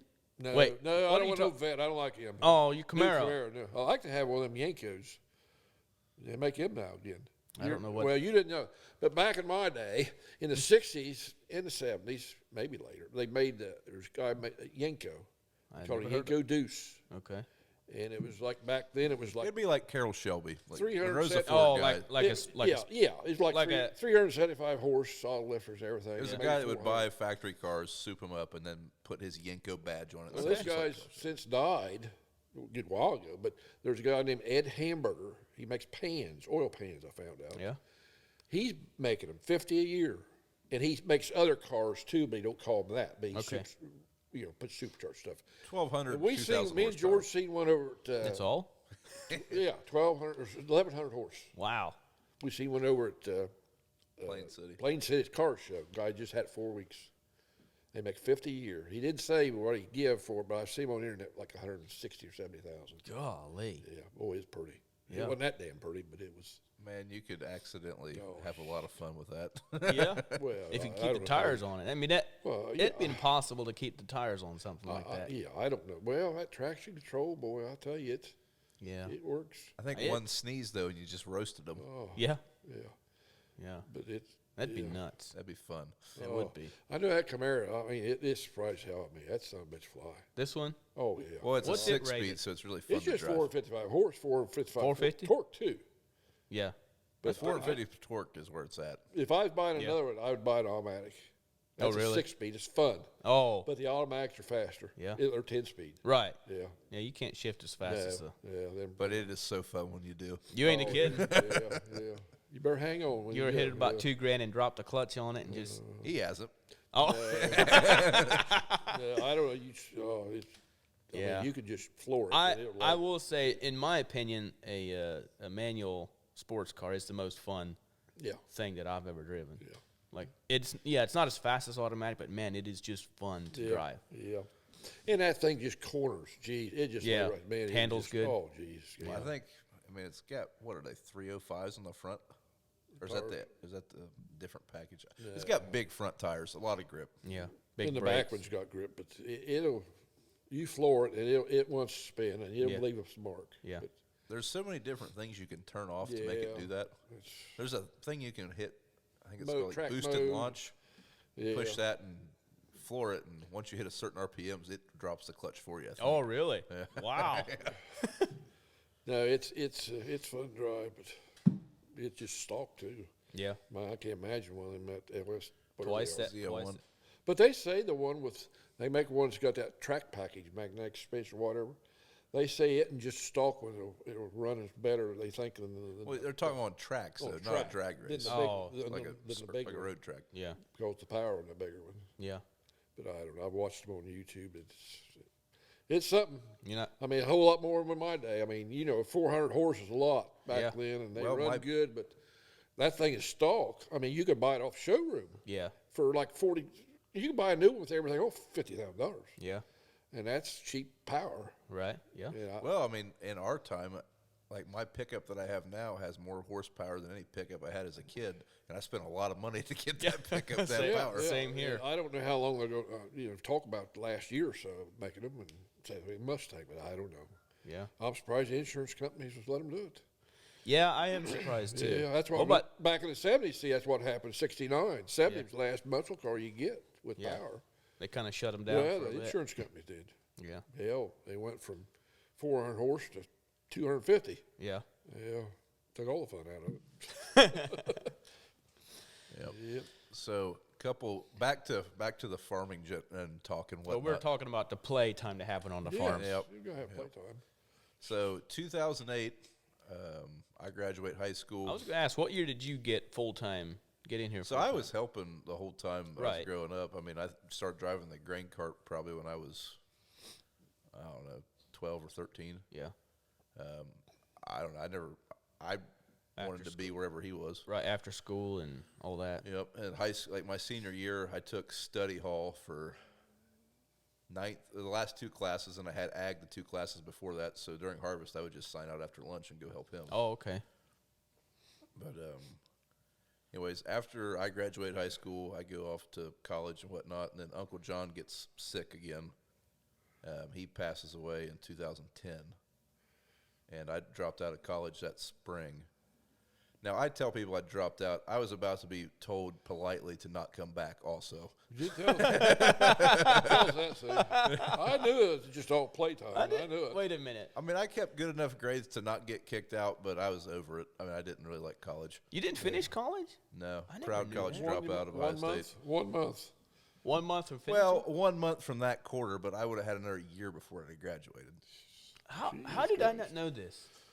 Oh, I quit. I told Dad, I was like, "Hey, I'm not going Well, you back didn't to tell I us thought until he got home. Here, I thought he was highly educated. Yeah, he's highly educated. Okay. I told him that we had this talk because when Uncle John passed away, he passed away in January, and at that point, it was me and Dad, and I was in school. Yeah. So I remember coming home and working from the time I got home till when I was leaving Sunday night to go back to college. And, I mean, we just weren't getting anything done. I mean, it was just 2 people trying to plant corn, beans, spray, till, everything. And I remember telling him that I was going to quit school. I think Dad was under the impression that I was going to finish the quarter out that I was in. Yeah. I was under the impression that I'm going up this week and I'm packing my shit and I'm coming home. So that's what I did. Waste of money, Yeah. time. Well, you say that, but But the people I've met up wasn't. there, I Yes, still. I was going to say, I feel like you've had some, It's- yeah. The people you met. in Right. that, yeah. The people that were at that school were the people that are in the industry I'm in today. So That you deal with some, Yeah. yeah. Okay. Yeah, and it I ain't much on schooling or college or that. I never went to college. I wouldn't do it I again. hate high school. Well, I was thinking for But- farming, I mean, you probably, which I know it evolves over time. There's things Yeah. to learn, but The we biggest- both had false expectations of what I was going to learn up there. Like Oh. Dad thought that, like when I went to college, GPS was becoming a big thing. right. Like precision farming was becoming a big thing, and I think we both thought that I was going to go up there and learn how to do all this stuff. And well, there's no class for GPS. I mean, Really? Well, I mean, how would you teach it? It's an evolving thing. I mean, it's like, do you take a computer class and they teach you how to rebuild a computer? I mean, maybe, but Right, not yeah. at the level of schooling I was at. Right, yeah. And no-till stuff is all. You say well, I you mean, no-go everything plow? was outdated. We were doing Yeah. stuff that was different. I mean, farming is so different. I mean, Right. a lot of the stuff I learned there had nothing to do with what we were doing. You probably learned more dealing with the people that are selling you the GPS equipment or Yeah, but I training mean, you like how at to- school though, like Right. the stuff I learned up there was, I mean, some of it was good. There's some basic stuff we learned, but a lot of it was just a waste of time. Yeah. Huh. But But anyways, it was just it was a good experience around other people, being Right. with other people. And Yeah. things. You learned to meet a lot of friends. That, as far as schooling, you know, you can't. I know another kid that went to school and he thinks he knows everything, and it just didn't work. It That's ain't the working problem out. with them. It just, you know, you can't beat experience. You cannot. You are No, right about I don't that. care what you do or Yeah. what it is. I but probably if you learned. gotta, I probably learned more the first year that I farmed on my own about farming than I ever did at college, and I probably ever would have. And the good thing about that is it's experience that is exactly what you do. It's not like you're taking a bunch of classes and you yes. maybe use a third of it. But yeah, Well, that's another thing that made me mad. And I'm sure it pissed Dad off too. Like I remember coming home and telling him, well, "What'd you do? Where's your classes this quarter?" Well, I've got a class called African drumming, where we beat on African bongo drums for 45 minutes, what in the hell does that teach you, huh? and then That like is something. music and culture classes and all this stuff to make you a more well-rounded individual. Well, apparently the person that thought we needed to be more well-rounded didn't have shit to do. yeah. I got stuff to do. I gotta get out of here. Like, How about well-rounded farming? yeah. I think now, looking at my experience and him going to school and this and that, the biggest thing you could go to school to learn was accounting, business, stuff like that. Right. Finances, how to manage. If I was doing it over again, I how would have to do took ag things. business. It's just, Yeah. there's so much money handled anymore in farming. Yeah. I mean, I took crop production, which is basically a 2-year agronomy degree. Yeah. If I was doing it over again, I would have took ag business for sure. But it's now BJ. I said he went to DeVry for half a year or whatever, or a year, and he learned a lot on computers. And now farming, he does a lot. He knows this stuff better than what I do for damn sure, and probably Brian too. But he could go in and work on the computer. Yeah. And he can make spreadsheets, add and subtract. Hell, I don't know what you're doing. He can just like. Well, some of that stuff has changed so much from what he would have been. Like, it that has wouldn't even have been an changed. option then. But knowing your way around the computer helps. Yes. I don't. Shit, it's hard. This new stuff. Shit, it's. Yeah. It's getting to where it's a lot of it. I was amazed at the amount of, whenever I rode with you, Brian, the amount of electronics. Yeah. That is. If it works, it's fine. But it don't work, it ain't worth shit. Yeah. And it don't work a lot. Especially once you get used to it and you become dependent on it. Well, you can't depend on it. You just cannot depend. That's why I care don't what you think say. autonomous tractors are going to be a thing for a while, because I've yet to find a piece of technology in my career that has been 100% reliable 100% of the time. Yeah. And it never will be. If it's man-made, it will be. Here's the thing, You though. know? The autonomous tractors will just be plowing the neighbor's field. I mean, they'll still be plowing. Well, or even if planting. it's an autonomous planter, Yeah. an autonomous planter is going to have something screw up at some point. It's probably going to send me a text message telling me where it is and what I need to go fix. Yeah. If I'm already going to have to be there, why not just sit in the tractor? Yeah. I don't know. I I see what you're saying for sure. I don't know. Maybe I'm at curious some what the point. next 40 years will look like in farming, 50 years. Do you watch Yellowstone? Yeah. Did you watch this current I season? haven't watched season 5 yet. Okay, well, do you know that he runs for governor, right? Yeah, well, I John know he Dutton runs for governor. became governor, yeah. You know his campaign slogan was? No. Progress stops here. Oh, That's what I would like to see. That that'd be your slogan. If progress stops with me. It can stop now. Let's It's good right now. fix what we got.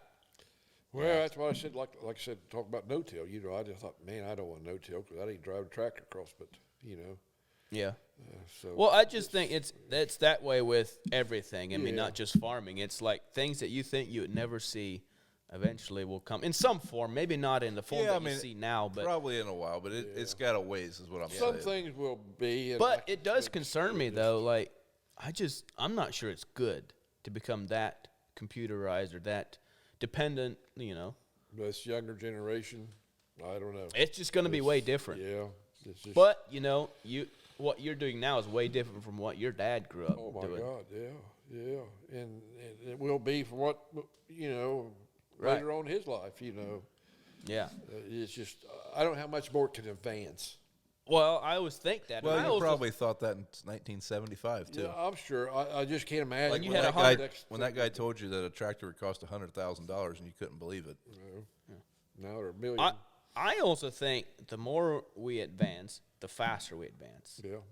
It's my concern, and I'm Well, I'm concerned. concerned now that We're advancing so fast. We're gonna. I'm concerned that we're advancing backwards at this point. Oh, really?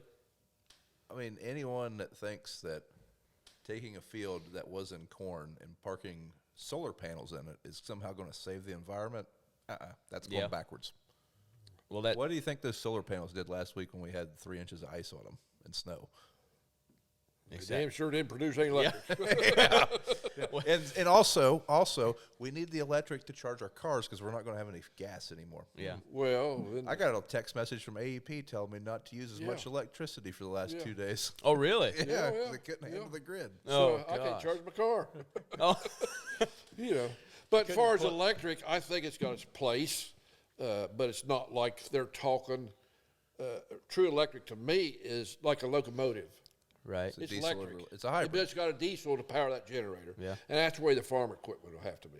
Okay. Because you can't, well, hell, I get in the field, then I'll battery. What the hell am I going to do? Yeah. You got to have and that's what it's going to be. It's going to be a diesel. Cat's got dozers now, electric, but there's a 200 or whatever horse engine powers them generators. Yeah. So something like that, I can understand that. But far as all electric, Well, electric could take place of hydraulic, is what you're Yes, saying. yes. And I It's always more- wondered, more constant power, instant power. right, and it's at the wheel. Yeah, You could put the yes, electric motor yes, right on the wheel. yes. Why is that not more of a thing? Like, wouldn't electric be a very lossless? How do you say it? You don't lose. I forget the word. Drivetrain power. 'Cause Yeah, you lose power yeah. through a transmission. Right, you don't have to lose Would that, electric yeah. not be more direct? Yeah, and, yeah. like I would say similar to yes, hydraulic. yeah. And I almost think I don't know. Maybe hydraulic is you'd lose less, but I would just feel like No, electric. I would say be pretty electric's easy. more responsive. It's instant. The torque of an electric motor Yes. is unbelievable. Oh, yeah. But Yeah. you'd have to have a big motor to But run that. I of don't. course. And what's wrong with these hybrid cars? I mean, hybrid cars are electric, but Yeah. it's got a gas motor when Right. you're, you know. Yeah. So those But they don't hybrid wanna- cars. It don't seem like they want to go that way. Yeah. So these hybrid cars are getting 40, 50 miles a gallon. My little Colorado pickup, after someone stole all the emission stuff off of it, gets 45 Okay. miles a gallon on a Yeah. trip. I mean, that's Yeah, diesel fuel. it's- I mean, I don't know. I don't know. It's You know what? You know what has less refining? Diesel. I mean, It is the least refined fuel, isn't it? oh, we got a bathroom break. Oh, bathroom. Take two. Yep, this would be a good time for that house with the podcasting studio to be built. Yeah. Apparently the house needs to come first. what the So hell's we can what's actually- hold up in? Yeah. Yeah, waiting on the good old Ross County Tile Department at the moment. Well, they'll probably hear this and get right on it. I'm sure. Yeah, yeah, yeah. Anyways, back to 2010 time frame. What's that? Okay. So by this point, we've lost some land. Like I remember in the mid 2000s, it seemed like every year we were losing some ground. I mean, we lost Caldwell's, Okay. Yeah. the Y, Yeah. Sold. places sold. Sold more than we could pay for. One of them didn't know it was even sold. And then You'd have bought if you'd had a chance to. Yes, we Yeah. would have. I always told the guy and didn't know it was for sale. Yeah. Never said nothing, and come find out, the way we found out it was up to restaurant. Oh, wow. Yeah. Don't and you love it? The fellow's niece's husband told us. Yeah. Now the guy that bought it, we're friends with him now. Yeah. Saw him at a basketball Yeah. game right before we came here. He's Yeah. a good guy, you know. Yep. I'd like I know the like to have a feeling. chance. I almost owned a farm one time. Yeah. And then you worked on that guy's house. Well, there's some more around here if you want to try. Man. I'm going to look at one tomorrow if you want to go with me. Couple of them. A farm? Yeah. Really? Yep. Couple around here. I would have loved to have that, but I don't. There's only like 50 or 60 acres tillable. I don't know what I could have done with it, but it'd have been neat to have. Yeah. Good hunting. Vegetable crop. Actually, I would can like make- to do that. you know, you can Actually, make money. our first ever podcast guest, Just Ben. No, Ben Jeremy? Van Roker. Jeremy? no, Ben. It was It's Ben. Ben. Jeremy was second. Okay. He mentioned something having like a community garden where you have a membership or whatever. Oh, I wonder if that would work. Yeah, he talked about like more of a small time, but grow crops like people can come pick. Like they pay a membership fee and they can come pick. You take care of them or what? Yeah. Oh. Well, you just have people pay a membership, which pays for, or they could maybe work off some of the membership. I don't know how it would work, but he talked about something like that. But I do think a patch, like a big patch, like pumpkins. You could do pumpkins, watermelons, sweet corn. You know, I do think that'd be fun. Oh, But I don't well, know. handwork. Yeah, labor, hand labor. you're right. Yep. Yeah. But anyways, at one time around this time frame, though, we were down under 3,000 acres. It was just me and you farming. Yeah. Okay. Yeah. And then 2011, I got married, and we had a kid. And then 2014 is when we bought the ground where the grain bins are. You've had that long. Yeah. Wow. It was on October of 14. Okay, doesn't seem like that long ago. But Yep. Yeah, I met you somewhere in there. It was about the same time. Was it? Yeah. yeah, but yeah, it's right before. Well, you just bought that truck. Yeah, that was 14. That was also about the time that you bought into the harness farm, right? Somewhere around it. Yeah. Yep. So, like I said, the harness farm is the farm you guys see with the old grain setup. So that's when we became partners in that farm. We've been farming it the whole time, or since 1990. But at that point, we became part owners of that farm. You think of anything else happening at that point in time? I mean, we were all red for a little while. Yeah, what Minus- happened? minus Then the combine. We went to buy a. We had a case tractor, or we had 2 case tractors, and And we went to, when we had that Steiger. Steiger at one time, Smoky. Well, we had that MX 275 Steiger, or what MX, whatever, SX Steiger 275, and your Magnum. Yeah. And I had a John Deere bean planter for 1 year with that tractor. Yeah. And then we ended up with the first case planter Yeah. attached to a 340 Magnum that we leased. That was the first lease tractor. Yeah, when you first said we were all red, I thought all in the negative when it comes to farm, but you mean red farm equipment. Yeah, No. red tractors. I took that wrong at first. Yep, had those for a little while, and then you traded for your Challenger in 2013. I think. Yeah, I was trading for the Challenger. You had the track one The first. track tractor. Yeah, had that for, 3 years. Nobody liked to drive it.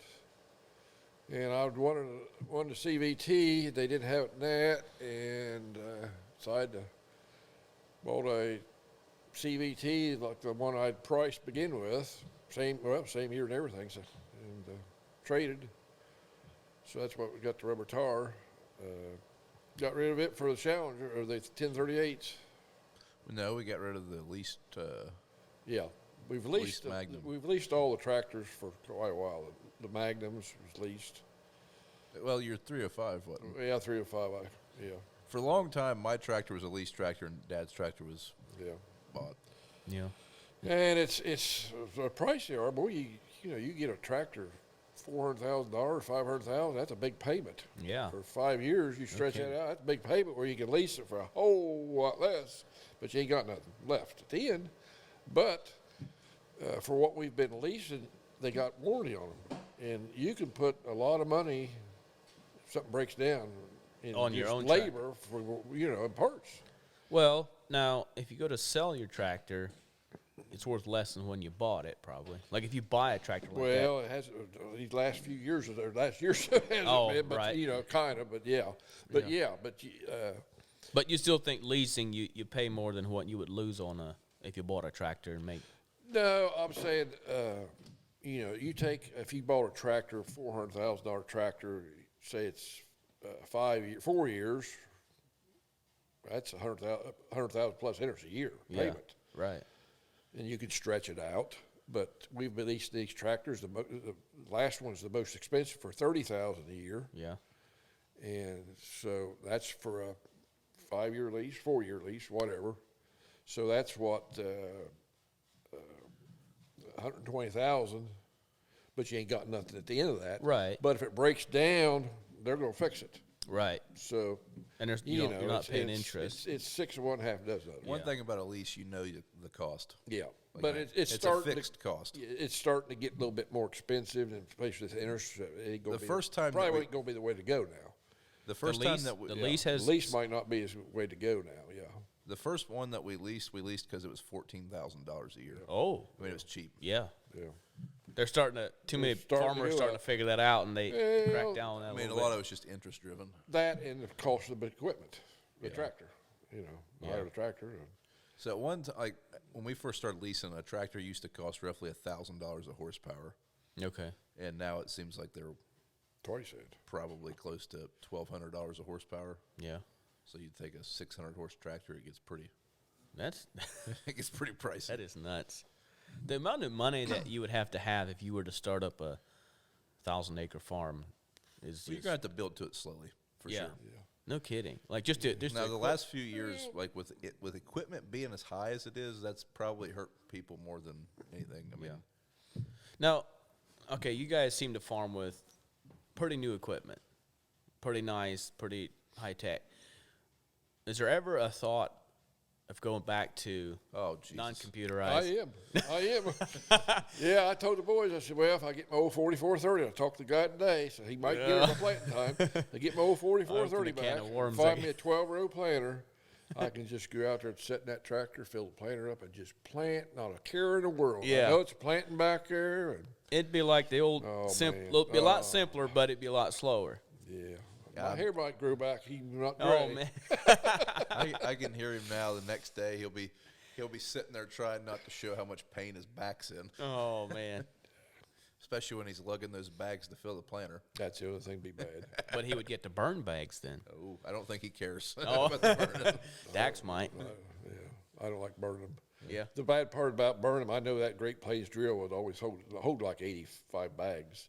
Yeah. The worst part about filling it up, What's that?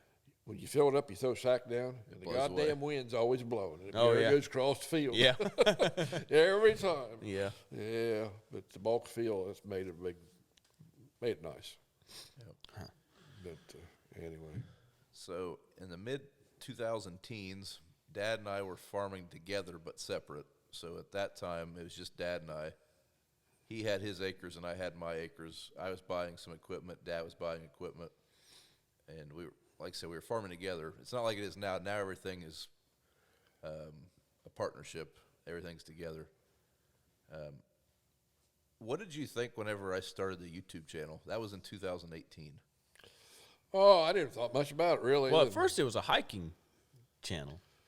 Well, I mean, it just didn't really have any direction to it at first. I know the first time I seen carrying a damn camera was out there at the shop. Seemed like we was loading. We were We getting a getting ready to do wheat. Yeah, that was He the had that first damn one too. camera. What the hell? Yeah, I didn't think much of it at first. I mean, hell was always in the way or something. It seemed like, but and it is today. I mean, there's today many times. Well, I gotta get the camera and put that. No, up I there. do not. I just don't film it. Or hold the camera. I need both hands. Wait Brian, a- help me! I need both hands Wait a here. minute, you missed shots, Brian? A few times. Oh. But Yeah. anyway, I don't know. It's Different.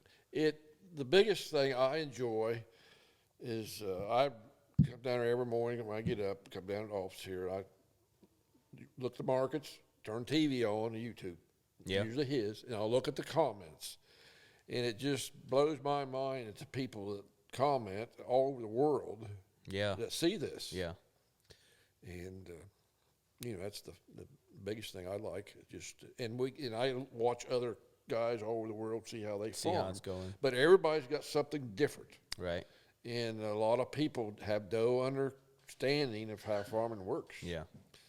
And I've seen one guy comment, or been several. One guy comment on and said, "I didn't know tractor cost that much money." Yeah. And I won't complain when a hamburger's $10. Yeah. I eat hamburgers. So, Yeah. but it's the most of the people just don't realize. What goes into Right, getting food right, on the table. right. Yeah. And it's not as laid back as it used to be. I don't. Yeah, think. it It's seems more like it, stressful. yeah. It's more stressful. Becoming more like Yeah. commercialized? I don't know if that's the right word, but It's just some of them it is, but I mean, just in your time, you went from raising the animals Oh, to yeah, feeding yeah, your own animals yeah. to now one guy raises a whole bunch of hogs at a very fast rate, Yeah. but he uses it's just so much more money changes hands, and more management. yeah. I mean, it's Like he said, it's more of a business. Like you really have to be kind of business minded, probably, to run it efficiently. Yep. Anyways, we got off subject again, but A little bit. Sorry. so the YouTube started in 2018, but you started out like what was your intent when you first started? I was just kind of playing around with the camera. I didn't really know what it would do or I didn't have any. Because I remember your first video. I think did you do a review on a tent? Something like hiking that. tent. Yep, I something remember like that. that. It's still on there if anyone wants to go Way back there. Go way back machine and Yep. Yeah, I didn't know that anyone cared to learn what we were doing either. yeah. Wouldn't have crossed my mind that anyone cared about farming. I've always told you though that I feel like you're living a lot of people's dreams. Like whether you realize it or not, getting to drive equipment, machinery like that is a lot of people's dreams. Like I would love to be able to do what you do for a living. I love what I do, but I still think you got like to be able to farm ground and to drive tractors is a really cool job. And I think a Yeah, lot of I people agree. enjoy watching Oh, that. a lot of people say, "Hey, I want to come and help you. Yeah. Drive a tractor. Don't want to drive a truck. Want to drive a tractor." Yeah. We talked about that, or he's talking to somebody about it. Said, "Hey, they want to drive a tractor, or a truck. They want to drive a semi. They want to drive a tractor, or combine." Yeah. And other people say, "Oh, can I come?" And it'd be interesting if a guy could fix it up somewhere, so some people could come, if people could come and do that. Yeah. But the liability Yeah. nowadays, Yeah. and you got $1 million combine out there. Not every Tom, Dick, and Harry's going to drive that thing. Yeah. Our combine's not $1 million combine. No, but these bigger ones, and a couple Well, of them will be. Still, Yeah, I you mean, could really it's- screw it. And when it's when harvest time hits, you gotta. When the weather's good, you gotta it's go. time that's the biggest thing. There. Can't be giving Yeah, joyrides, I yeah. guess, or it would really mess up the flow. Yeah, it'd be difficult. You'd about have to have a lot of employees and have a setup ride. Like you said, drive. it'd be a lot of work just getting it set up to be able to do that. But there might be a niche there for a small tractor, small combine, or something, and take a farm and just let people, maybe I might come into something. Brown Farms Amusement Park, Yeah, there you go. traveling circus. Well, now there is always the option. What do they call that? There's this app for where you can let people come camp on your farm. Did you see that? Did you see that? Oh yeah, I've seen that. forget what Harvest Stays or something. Something like that. Yeah. Yeah. But I don't know. So what did you think the first time someone asked you for your autograph? Oh my God. I couldn't believe that one. I couldn't believe that one. It's amazing the people you go around. Not so much close, but you get away from here, you recognize you. Right. Especially the farm shows. Well, farm shows More were so than anything, farm Right. shows. But every once in a while you go someplace, somebody's looking at you, just staring at you, and every time you look, he's looking at you. Yeah. Something. Well, sometimes they might come over and say hi to you, and sometimes they've seen us someplace. Yeah. Would you rather them come say hi? Oh yeah, I enjoy talking to people. Yeah. Yeah, I just always assume they think I stole something. I enjoy talking to people, meeting people. Yeah. Yeah. So he will be at the 2023 Louisville Farm Show. If anyone wants to talk to him there. Hope so, but Well, you're supposed to be at the meet and greet booth with me, so you'll be there. oh boy. All right. Yep. So we'll be at the Underforth booth Wednesday from 10 to 2 or 10 to noon at Louisville, and then Thursday 2 to 4. You guys heard it here first. I'm amazed you had the schedule down. You knew what was going on. Yep. So is there any one video that we've done that has been your favorite? Oh, I don't know. But the one with the throwback footage in it. Yeah. That was kind of neat to see. Yeah, it's some of the old pictures, the old video. I'd like to get these. I know Brian got a projector for convert. Over. Yeah. Don't work. Super 8s. It's Super supposed 8s. to convert a Super 8 Damn onto an thing don't SD work. card. And Really? get it to work. And I'd love to get them changed. I know you can send them off, but Yeah. that would be. I'll do it probably. There's some old footage on there. I'd just like to see what it is. Yeah. And I got some of like building a house up there in the house in my safe. Yeah. I can't get the damn thing. Oh, we need a safe cracker, and we need somebody we to need a convert them safecracker. to. Yeah, I can't get in the damn thing. I put the key in there. I won't turn. I don't know what to know the combination. I wrote down the wall and shit. I can't get the damn thing there. But I know there's a couple of videos in there. I know the dump over there's in there, and building the house. And I took a lot of videos of that when I built the house. And I think. I enjoy watching that kind of stuff. Yeah. And things we've done and other people do. And I think maybe this not one, on TV. Yeah. But that was to watch. right? Well, I feel like you might, especially you, Brian, you might look back on this, this footage that you have now might be neat to see someday and how things were. I mean, 30, 40 years from now, this is going to be really neat to look back on. And Yeah, I mean, there's a video Dad and I did the first year that we were doing YouTube of the old barn, and that was my thought with it because, well, I mean, I thought by now that barn would have fell over. Yeah. I mean, that was 5 years ago almost. Yeah. 4 years ago. Yeah, I like finding them barn builders or barn whatever they are. Guys that redo or take old wood Yeah. off of barn siding and stuff. What I seen on barn builders. They reclaim them, or you, Yeah, they barn take them. builders and redo them. Okay. Or down in Kentucky, I think it was. You You're someplace. talking about the guys that take the barn down and put it up somewhere else. Well, My- I don't want that. I just like if they beat us, tear it down. Like maybe over to new shop over, put some of it in there or something. But I need to get it tore down, tear it down myself, I guess. Or My wife always wanted to find an old barn and fix it up and live in it, but Sounds like a project. yeah. Well, I that's what I think you're told just going to have a shell. Yeah, that's what I told her. I said, maybe I'll use some beams out of the old barn. How about that? We did build, I don't want to get off subject here, but we did build a house one time, and they used old barn beams for the porch post.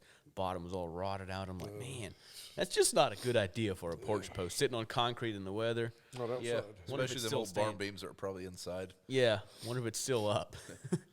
Yeah, I know when we did that video, the amount of people that said you should turn that into a wedding venue. I was like, it would cost $1 million to make this barn into a wedding venue, and then it would cost probably that much a year in insurance. You'd have to deed off a section for Brown's It wedding. would be nice, but my God, it'd eat for me. I mean, it'd cost arm and leg. Yeah, I hate to tear it down. I hate to see it go, but it's obsolete. yeah. It's going to fall down. I hope. Does it have beams or is it more? Yeah. The front half, Front. the front and what's under, like the loft is built on is beams. Is it It was pin all- frame? Yeah, I mean, wood dowels. Yeah, wood dowels. Yeah. Some in it. And there's It was, nails, too. it was all built or cut back here in the woods. They had a sawmill, put a sawmill up back here. Yeah. And they cut it and they all built it here. I'll get a hold of you when I'm ready to build a house. Okay. The front half, like on that's not over the hill. I mean, there's some pretty cool woodwork there. I think would like. Isn't beams. part of it the laminated rafters, the rounded roof, or am I They're thinking They're all one pretty- by one by fours, like 4 or 5 of four them. of them? Yep. Yeah. They're Yeah, starting to rot up pretty bad. Okay. Yes, some of them are. That roof is heavy. Yeah. You get a fortune out of it. I mean, good bit of money out of the tin product. 'Cause Yeah. It's heavy gauge. Jesus. Is it standing seam? No, it's corrugated. But Corrugated, It okay. is heavy. It's heavier than any corrugation you can buy today. Yeah. I don't know. I wouldn't have wanted to build it in the 40s or 30s when I Yeah. built it. I'd like to see them build it. I wish there was video of them building it. You know. Yeah. it's- I just wonder how many people fell off of it. I could have stood on that roof. But it's served its purpose. Yeah. So it's a bank barn where you have the one side is higher, you could drive into it. Yeah. Then there's another loft above the bank bar's a loft above that. Okay. But there's a hay track in it for loose hay. See, that's how they need What do in. you have for foundation? It's Bad. yeah. Is it why rocks? It's sliding. No, it's the bank there is block. Oh, it is. Old block. Okay. Yeah. 12-inch. No. 8-inch. No, it's Yeah.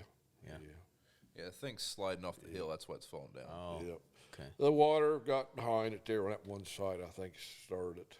And there's some rock in it. Some rock. Yeah. YouTube. What was your favorite video that you did? Probably that barn video. Oh, okay. 'Cause, I mean, I grew up seeing that barn, but I didn't understand how they used it to make money. Okay. I mean, I'd never seen it in full operation.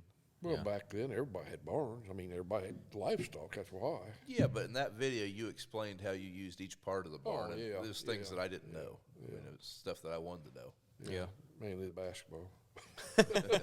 That is cool. Yeah. But it's, And the tractor video where he got his 40/20 back was pretty cool. So there's a picture that we found of him standing beside that tractor the day he sold it Yeah. or traded it, and then we took that picture and recreated it in Oh, 2020. I kind of remember that. Yeah. Yeah, so that was pretty neat. yeah, that's probably my favorite. He looks a little different. Oh, really? Tractor didn't age near as bad.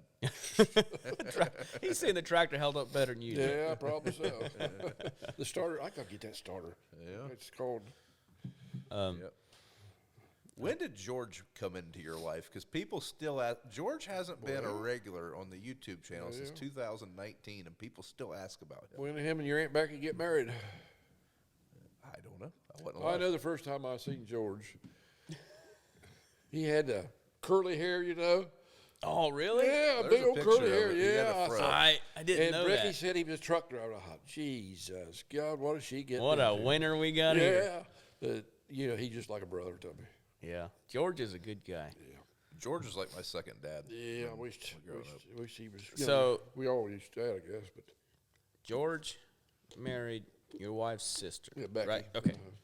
Yep. They got divorced, and I don't know. He's as much a part of the family as she was at that point. And Yeah. he stayed. Yep, he. I think about. Oh, I forgot about. We farmed out there on the other side of town, see Sunrush, and that's about the time he started helping us some. I think that's Well, he always told me he ran a bulldozer out there one time and threw a track off. not of it. out there. That was up at Uncle Bill's. Okay. Yeah, so that would have been 88, 89. Well, I thought he married Becky and Aunt Becky in like the early '80s. Well, he was in the family then. Okay. Yeah, but he was because Uncle Bill built that house just as I was starting mine or getting ready to. You dozed it. Yeah, I dug the basement out, and George went up there and was going to scatter some dirt out or something to the damn track off on it. I thought that or the final drive. No, Yeah, I believe it was final driveway. Because I think it was something he didn't really have any control over, but he I always think it was felt like final you'd never let him driveway. run I think it's nose final around. drive. I had 450 deer. Yeah, I think it's final drive. So what, he mostly drives semi, or did he drive farm equipment too? Mostly semi. Yeah, Because he was a drove trucker some- at some point. Yeah, he can tell you some stories, but Oh yeah. We'll have him on here at some yeah, point. he drove tractors to help us some. That old, we got a bought. Oh, hell, one thing I forgot. We bought an old white 4-wheel drive, articulated. I forget what they called them. It's a 150. It was a 3208 cat in it. That was in that one video, John. Yeah, Diskin down there. yeah. Okay, but I think George drove that some. I think. I know Steve Thornton helped us one year. He did out there at Sunrush, drove us some. Well, I thought John had it on video like you had a video of him using it out at Caldwell's. That Ford. Oh, That was that Ford, 9700 Ford. Okay. Yeah, that was another tractor for 9700 Ford. Shit, we've had so many stuff. God. All right. Well, is there anything else you want to talk about, or Yeah. this has been our longest podcast by far? Oh my God, I'm getting cold. All right, cold. God. Longest and our coldest. Damn.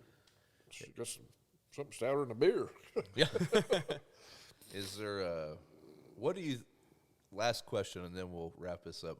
What do you think the most important thing for someone running I mean, you've been farming for over 50 years. What do you think is the most important thing for someone in agriculture, a younger person? What was the most important thing? Yeah, like what do you think is the most important thing for a successful career in ag? Well, they gotta want it. I mean, they gotta, if that's what they want to do, but they gotta get some experience. I mean, they need to be around the farm, maybe help somebody on the farm. You just don't go out and say, "Hey, I'm gonna farm." Watch videos. I mean, there's a lot of good guys on these YouTube to learn to learn off of, I think. But it's if you're not willing to work day and night, sometimes you might as well forget it. Yeah. It's just like anything. You got, if you want, you can do anything, but you got to want it. And it's hard. Takes so much money to operate and things like that. But you start out small. You buy used stuff, or help work on a farm. Try to get somebody, good job on a farm. See if that's for you. Maybe it ain't. Maybe it is. Yeah. It's a good life. Can't beat it. But it's a Good. hard life. It's good for the rest of us that like to eat, I tell you that. Yeah, probably so. All right, Dad. Well, I appreciate you sitting down here with us. Okay, So about froze, but outside of that. Longest I've ever seen Bob sit down and have a conversation. I Didn't didn't. mean to freeze you and keep you up till midnight. Yeah, missed the varsity ball game. Probably got beat. Oh no. Well, Well, your back was tired of those seats anyways. Yeah. All right. Yep, we will end it here.